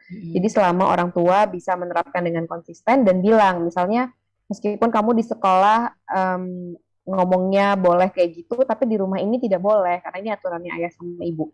Itu kalau konsisten dilakukan seperti itu, anak akan tahu bahwa oh ada nilai yang berbeda gitu. Oh harus kayak gini. Karena ya balik lagi kan ya, keluarga ayah sama ibu berhak menentukan ini anaknya mau diajarinnya seperti apa gitu. Jadi kalau konsisten sih bisa. Sama aja kayak misalnya mungkin kalau di Jakarta nih misalnya anak-anaknya dari kecil dari SD udah ngomong gue lo gitu di sekolah, tapi tetap bisa kok bilang itu nggak boleh dibawa ke rumah ya. Kalau di rumah ngomong sama kakak adik nggak boleh kayak gitu. Dan itu bisa kok konsisten diterapkan sampai anaknya besar gitu. Jadi orang tuanya harus lebih kuat dan konsisten menerapkan aturan gitu, karena di luar rumah mungkin aturannya beda lagi. Iya sama kayak contoh gini, ketika ketemu guru di jalanan, kan kalau di sekolah Indonesia ketemu guru itu kan saliman ya, menyapa, Ya, bilang assalamualaikum. Kok di sini enggak, saya hello aja, hello miss, sambil jalan gitu. Itu kan ibaratnya etika itu bermain tuh. Gimana? nah, Karena posisi anak pertama kali sekolah di sini mhm. beberapa kali setiap masuk sekolah saliman sama bu guru. Lah gurunya tuh bingung nih apa. Terus saya bilangin kalau di sini tuh nggak perlu saliman, maksudnya udah Ya, masuk aja gitu. ya makanya etika itu kan berbeda-beda di setiap budaya. Jadi Mm-mm. kita harus memilih mana yang menurut kita masih wajib anak masih punya, mana yang ya udahlah nggak apa-apa gitu. Jadi kalau yang wajib punya ya kita harus ekstra menerapkan itu di rumah. Tapi kalau misalnya kayak salim ya memang budayanya di sana nggak salim. Jadi mungkin kita bisa ajarinnya salimnya kalau ketemu teman-teman mama papanya yang orang Indonesia misalnya tetap dikasih tahu oh, kalau di Indonesia kita kalau ketemu orang lebih tua kita salim gitu. Itu nggak apa-apa juga, tetap diajarin gitu. Tahu ini aja berbagai konteks kan perilakunya kadang-kadang memang kita harus beda, harus bisa Mm-mm. menyesuaikan diri dengan baik Iya, gitu. iya. Syukran Bu Faras. Oke, baik. Ada lagi ibu-ibu yang mau bertanya? masalah salim ya tadi ya, kalau boleh saya komentar ya Mbak Faras ya. Ya. Saya kan tadi gitu, jadi saya kan ke Hongkong ini pas anak saya yang gede umur 3 tahun, sekarang udah 24 tahun ya. Oh, udah lama banget. Nah, waktu pertama kali dia ke sini kan, kita dari Indonesia kan salim gitu ya, kebiasaan gitu ya.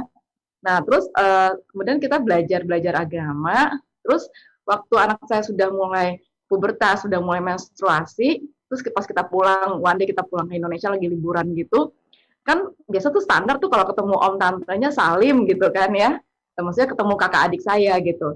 Terus anak saya nyeletuk gini, Mami, kan itu bukan mahram aku gitu loh, kok aku harus salim? Saya tuh baru nggak gini, oh bener juga ya, ternyata tuh selama ini yang saya tuh pikir salim-salim itu adalah kayak mungkin tuh culture ya, tapi ternyata dalam agama tuh enggak ternyata, karena begitu dia sudah bukan mahramnya dia nggak boleh salim gitu loh. Akhirnya anak saya tidak membiasakan salim dengan orang Indonesia sampai sekarang. Jadi lebih kayak iya om, tante gitu, tapi lebih kayak nundukin kepala doang gitu. Jadi nggak salim lagi gitu. Ya itu memang budaya. Bahkan saya baru tahu ternyata teman-teman saya yang non Muslim di waktu saya kuliah tuh, ternyata teman-teman yang sekolahnya sekolah Kristen pun nggak salim sama gurunya. Jadi ternyata salim itu pun bukan punya. Jadi kayak itu sesuatu yang di Indonesia pun nggak semua orang lakuin gitu. Jadi disesuaiin aja. Mereka kalau di rumah sama orang tua pun juga nggak salim gitu. Saya kayak baru oh iya. Jadi tadi ya menurut saya itu bukan sesuatu yang wajib dilakukan karena berbeda budaya di setiap rumah, setiap keluarga, setiap suku, mungkin setiap agama. Tapi yang wajibnya adalah karena wajibnya kita kalau ketemu orang yang lebih tua, misalnya ngapain gitu, mungkin manggil dengan nama yang sopan, ngomongnya nggak bentak-bentak, yang kayak gitu-gitunya berarti yang jadi hal yang wajib untuk diajarkan gitu. Kalau cara-cara yang kecil-kecilnya kita ajarin anak untuk fleksibel. Kalau sama orang ini mungkin bisa seperti ini, sama yang ini kayak gini gitu. Iya nih Bu Imet, saya juga pernah punya cerita nih soal salim nih. Kalau di Sumatera itu kan sampai dosen pun masih disalimin. Saya kebetulan dulu Mbak Faras dosen kan, jadi begitu dosen masih disalimin ya? Iya masih, apalagi waktu saya enggak sih. Sumatera masih, Palembang masih. Jadi apalagi kalau dosennya itu masih semester 1. Saya kan ininya semester 1 yang baru lulus SMA tuh kan masih libur gitu. Begitu saya pulang S2 terus ngajak salah satu dosen dari kampus saya dulu ke kampus saya di Palembang, dia sampai bilang gini, Mbak kata dia, itu murid-murid kamu seksual abuse ke kamu, kata dia, kan cium tangan gitu. Hadir seksual abuse. Ya kata ngerasa itu udah melanggar privacy, bahwa kontak tangan ditarik terus ditaruh di pipi atau di mulut itu udah seksual harassment, kata dia. Kamu harusnya marah kayak gitu. Dan mereka tuh udah gede-gede kata dia. Things like that ya. Emang ini ya, tricky kalau urusan ini. Ya. Kita kali ya. Budaya itu. Nggak komentar lagi soal si salim itu. Topiknya salim ya. Iya, nggak karena memang waktu saya bawa anak-anak saya ke sini tuh emang udah pada gede gitu kan. Jadi saya kan juga nggak terlalu yang gimana. Emang saya termasuk produk yang harus salim, gitu. Apalagi kalau misalnya kalau di orang di saya itu, misalnya dalam urut-urutannya itu ada uak, ada anak. Padahal secara usia itu, jadi saya punya ponakan, padahal ponakan itu udah jauh di atas saya usianya. Jadi dia tuh harus salim sama saya gitu kan. Nah, Jawa ya Bu ya? Enggak sih. Oh enggak. Aceh sana gitu. Oh Aceh. Cuma kesininya sih pas papa udah nggak ada kayak gitu, kita udah bilang enggak. Cuma waktu saya berangkat ke sini, saya juga agak-agak keceplosan aja bilang, kok nggak salam gitu kan. Mami, di sini tuh nggak ada yang kayak gitu-gitu ya. Gitu. Oke, gitu. Tapi yang saya pernah bilang, ya paling nggak kalau ketemu sama teman-teman Mami, salam lah tetap gitu. Ya, tapi nggak juga, kadang kayaknya gitu Uni ya, kalau ketemu juga pada nggak inilah gitu. Nah, terus once pernah suami saya sholat lah di masjid gitu loh. Terus dia salam sama imamnya. Dan itu masjidnya memang di sini kan rata-rata Pakistan gitu kan. Nah, terus dia dimarahin, dibentak. Karena dia salamnya, maksudnya salamnya biasa, salam, bukan cium tangan, salam, tapi agak membungkuk gitu kan. Akhirnya lumayan lah dapet ceramah, kalau kita tuh nggak boleh ngebungkuk selain sama Tuhan gitu loh. Jadi situ tuh, dia suami tuh termasuk orang yang, banyak pattern-pattern yang dia suka, kenapa sih suka dirusak sama yang beginian gitu. Jadi, aduh urusan persalinan ini memang lumayan ya. Iya, terima kasih Mbak Faras, cuma itu aja curhatnya. Soalnya ini kebetulan anak saya lagi ada di rumah yang si bungsu ini. Jadi saya mau curhat juga dipelototin terus sama dia. Jadi nggak bisa. Udah ada pesan nggak boleh.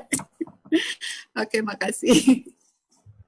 Oke, baik. Ada lagi Ibu-Ibu, satu pertanyaan terakhir sebelum kita tutup pengajian kita.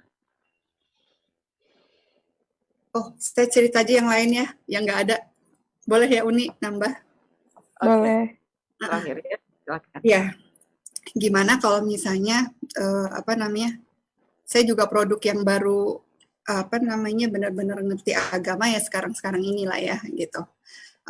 Tahu yang namanya yang baik sama yang benar, tapi ya dilanggar juga waktu itu gitu. Nah, terus sekarang saya punya ABG gitu kan. Nggak ABG sih kalau misalnya tadi tandanya di atas 18 ya, di bawah 18 ya. Kalau anak-anak. Kalau ABG sih tapi di atas 11 sebenarnya udah remaja. Kalau remaja biasanya 11 sampai 20 sebenarnya kalau di psikologi. Oh gitu ya, berarti ya anak saya 20 sama 17 gitu. Oke. Nah, yang terakhir ini mungkin mau 13. Nah, yang gadis-gadis ini, saya dua perempuan, satunya laki-laki. Nah, yang dua ini memang kita bahas apa aja sih terbuka gitu ya, termasuk soal laki-laki gitu. Nah, cuma waktu itu saya sama suami emang komitnya emang pelan-pelan ngomongnya gitu, karena pasti ya biasalah udah mulai ada suka-suka gitu kan. Kalau suka-suka sebenarnya dari SD juga mereka udah kayak gitu ya. Anak-anak itu dari SD itu saya udah pernah punya urusan itulah, ngurusin anak-anak nih ribut gara-gara gituan gitu, suka-sukaan. Tapi saya pikir ya sudah memang ABG puber seperti itu. Nah, kalau yang sekarang kan kayaknya udah mulai yang di usia ini lebih serius ya. Coba kita mau bilang, bisa nggak kalau misalnya nggak usah pacaran, ya, nggak usah pacaran. Nah, untuk bahasa seperti itu pernah sih kita bahas terbuka. Terus mami sama papi waktu itu gimana? Kena lah ya gitu. Ya, itu tuh kadang-kadang kita juga suka bilangnya, ya, proses orang kan beda-beda gitu. Mungkin waktu itu kita jujur aja, belum yang sampai segini mengertinya misalnya gitu. Cuma ya itu nggak adil dong, mami. Ya kayak gitu, gimana ya? Kadang suka bahasanya harus kita bilang.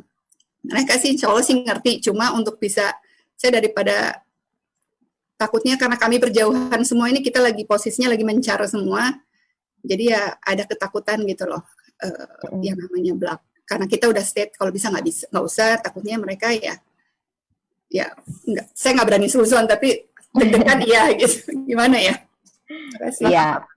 Iya, kalau soal pacaran ini, emang kita perlu yakin dulu nih sama suami sebenarnya state kita gimana. Boleh anak sama sekali nggak boleh pacaran, atau anak boleh pacaran tapi nanti kalau udah menikah, apa anak boleh pacaran tapi kita harus kenal pacarnya. Ada juga yang boleh deh pacaran tapi kalau mau pergi jalan-jalan kitanya harus diajak, jadi mereka nggak berduaan gitu. Jadi beda-beda gaya orang tua melindungi anak gitu ya. Jadi ini menurut saya harus disepakati dulu sama suami.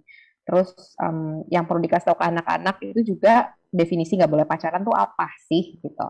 Chatting berdua sama temen boleh nggak? Pergi berdua sama temen boleh nggak? Itu harus di breakdown gitu. Temenan tuh boleh apa enggak? Karena definisinya kan cukup ini ya, abu-abu sebenarnya gitu. Kalau jalan berdua nggak pacaran, nggak ada statusnya, tapi jalan berdua boleh nggak kayak gitu.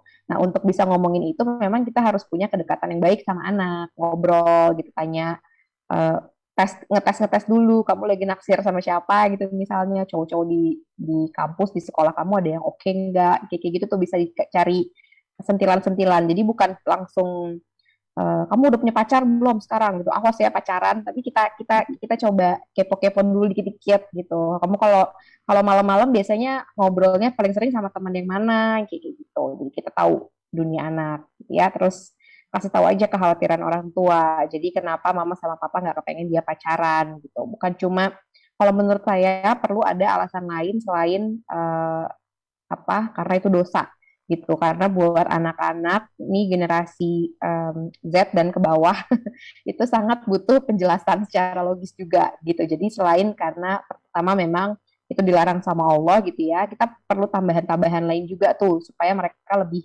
make sense gitu. Misalnya menghambat studi kamu jadi kalau lagi kepikiran cowok, lagi bucin sama cowok, boro-boro bisa fokus belajar gitu misalnya, atau mungkin kita bisa bilang kita khawatir belum bisa terlalu baik jaga diri gitu, itu juga bisa dibahas. Terus sebenarnya lebih jauh lagi harusnya juga bahas soal sexual education juga gitu, jadi anak tahu sebenarnya kenapa nggak boleh pacaran, karena itu nanti akan dikit-dikit mengarahkan dia ke ke zina yang lebih dalam lagi gitu. Jadi itu memang harus didiskusikan secara logis sih, pakai logika aja. Jadi kalau ngomongin soal sexual education dan pacaran ke anak, harus yang pertama antara sesuai sama agama atau sesuai sama ilmiah gitu. Jadi harus ada dua landasan itu. Gak boleh cuman bilang pokoknya mama nggak mau kamu pacaran. Kenapa ya? Soalnya kamu masih kecil gitu. Itu nggak ada. Itu nggak jelas buat anak-anak, mereka nggak akan puas dengan penjelasan seperti itu gitu. Jadi harus masuk ke logikanya mereka itu sih. Nah, kebetulan kan sex education juga di Hong Kong ini kan lumayan dari SD kelas berapa ya, 5 atau 4 gitu ya, udah memang sudah reproduksi itu udah diiniin gitu ya. Jadi kalau misalnya saya untuk ngebahas yang seperti itu udah sampai situ sih. Jadi udah yang jadi buat mereka mungkin gini, come on gitu. Ini bukan kayak kita mau yang begitu ya, udah tahu itu dosa lah gitu. Jadi kebetulan kayak misalnya saya senang ada bagusnya nih ya, kita kena pandemi juga gitu. Jadi karena saya jauhan juga gitu sama anak, terus dia minta izin lah untuk pergi ke asramanya untuk ngambil barang-barang gitu kan. Terus saya bilang, gimana kalau diantar sama kakaknya gitu, kakaknya perempuan. Tapi ada teman kakak Naya yang mau jemput gitu kan, karena memang sama satu asrama, cuma dia laki-laki gitu. Terus saya bilang, ya udah nggak apa-apa, diantar aja sama dia, tapi kakak ikut. Please Demi, masa nanti kakak ada di tengah-tengah? Loh ini teman kan gitu, kalau teman kan nggak apa-apa dikenalin gitu. Ya udah lebih baik nggak usah. Saya bengong aja maksudnya, loh ini gimana ya gitu. Jadi kalau bercanda-bercanda gini, so itu siapa doi gitu. Mami tahu nggak arti doi itu apa? Halo, saya anak tahun 90. Mami tahu nggak sih doi? Itu teman aja Mi gitu, bukan siapa-siapa gitu. Jangan mikir yang aneh-aneh deh. Jadi emaknya yang terkagum-kagum sih sebenarnya, nggak tahu nih apa yang kita kepanjangan mikirnya. Tapi yang seperti itu sih kita udah coba, kita udah kasih saya sama suami sih udah bilang, cuma ini nih kayaknya ras teenage-nya ini lumayan gitu loh. Iya sih sebenarnya kalau memang ini pertanyaan ngetesnya juga bisa kayak gini sih, misalnya lagi nonton film yang ada adegan pacarannya gitu ya, kita bisa tanya gitu kayak, kamu pernah nggak kayak gitu, teman-teman kamu ada yang pernah nggak gitu misalnya, atau tanya-tanya aja, kamu tahu nggak sih teman-teman kamu kalau pacaran tuh ngapain aja gitu, atau teman-teman kamu banyak yang punya pacar atau enggak. Jadi kita kasih pertanyaan stimulus yang memancing anak untuk cerita dan bikin kita tahu sebenarnya nilai anak tuh gimana, kan ketahuan jadi dari jawaban anak. Kayak adik saya dulu nih, adik saya juga baru lulus SMA, jadi lumayan satu fase lah ya. Kalau adik saya selalu bilangnya, aduh ngapain kebanyakan drama tuh teman-temanku yang pacaran, karena dia jadi tempat curhat, dan menurut dia ya memang anak SMA itu kan dramanya nggak penting ya, cuma gara-gara hal sepele berantem, dan buat dia itu buang-buang waktu banget tuh, ngapain sih gitu, ngapain juga sih punya pacar. Nah di situ membuat saya lebih yakin bahwa oh ya udah, dia sudah paham, sudah tahu yang mana yang baik dan mana yang benar gitu ya, dan dia cukup terbuka kalaupun dia lagi naksir sama cowok, dia cerita gitu. Jadi bukan yang enggak, kok nggak naksir sama siapa-siapa, kan kayak bohong banget ya anak SMA nggak naksir sama siapa-siapa gitu. Jadi ketika kita sudah tahu anak kita cukup terbuka sama kita, dan kayaknya nilai-nilai yang kita ajarin udah terpatri gitu, kayak mereka udah tahu juga itu nggak boleh, ya udah kita percaya, pakai asas percaya aja. Justru jangan terlalu suuzon gitu, nggak mungkin kamu pasti punya pacar kan gitu, biarin aja kita percaya bahwa mereka anak yang baik dan sudah paham atas konsekuensinya gitu. Kalau memang udah lolos tes tadi gitu kalau kita tanya gitu sih. Baik nih Mbak Farah, sorry banget nih udah udah lewat dari 10 Ya, menit. sorry teman-teman jadi dengerin curhat kita. Ya, Masya Allah, jazakallah khair ya Mbak Faras atas segala ilmunya pada hari ini nih. Jadi bisa jadi minimal nih buat ibu-ibu yang masih muda tuh udah tahu bagaimana menghadapi anak-anak nanti yang pas masa ABG-nya, remajanya ya. Dan buat kita juga mudah-mudahan yang sudah berusia juga Sudah berusia. untuk bisa menjadi orang tua yang baik ke anak-anak kita, insya Allah. Dan mudah-mudahan Allah kumpulkan kita di jannahnya ya, Jannatul Firdausnya bersama dengan keluarga kita, insya Allah. Bu Imet, boleh satu lagi sedikit nggak? Oh, oke. Boleh nggak Mbak Faras? Ya boleh, silahkan. Oke, silakan. Maaf ya Mbak Faras. Ini balik lagi, kalau tadi kan problemnya kan Mami Din itu kan anaknya sudah remaja. Kalau anak saya ini masih 7 tahun. Kalau jadi kalau misalkan kita dia lagi saya omelin, kadang neneknya kan ikut berkomentar. Ikut berkomentar, misalnya abang itu kalau diomelin tuh sama Mami harusnya tuh nunduk. Kan kayak gitu. Harusnya tuh nunduk. Dulu itu Mami kalau diomelin tuh nunduk gitu. Tapi si anaknya kata Mami itu kan kalau ngobrol itu harus eye to eye. Nah, saya bingung gitu. Emangnya iya ya, dulu saya kodomin ya emang benar mau nunduk. Nah, terus saya sekarang harus bilang apa? Sedangkan memang benar saya kalau ajarin dia itu kalau ngobrol itu harus eye to eye. Ya. Ini kondisinya satu rumah sama neneknya berarti? Iya. Oke. Ya, memang ini beda generasi sebenarnya ya, beda generasi, beda nilai. Tapi kalau saya sih prinsipnya ya kalau itu anak kita ya berarti tetap keputusan utama tentang parentingnya ya di orang tuanya, bukan di kakek neneknya gitu. Cuma berarti perlu ada diskusi nih ke kakek neneknya. Kalau misalnya ada beberapa hal yang aku ajarinnya berbeda karena mungkin zamannya juga udah berbeda gitu ya. Jadi kita ngobrol sama orang tua dulu. Kalau ada perbedaan-perbedaan kayak gitu tuh apa sih yang harus dilakukan? Kalau hubungan kita sama orang tua lumayan dekat gitu. Jadi nggak apa-apa kok gitu, misalnya nggak apa-apa kok dia nggak nunduk karena menurut saya dia tetap sopan kok cara ngomongnya misalnya gitu. Terus ke anak pun juga kita bisa bilang bahwa aturan tadi ya, aturan setiap keluarga beda-beda. Kalau nenek tuh kayak gitu aturannya, jadi mungkin kalau abang lagi ngobrolnya sama nenek, lagi dimarahin sama nenek, abang nunduk nggak apa-apa, cuma kalau sama mama nggak usah, nggak apa-apa gitu, itu nggak apa-apa kayak. Oh, oke, makasih Mbak Faras. Oke, makasih Bu Imet. Sama-sama. Intinya komunikasi ya Mbak Faras ya. Iya.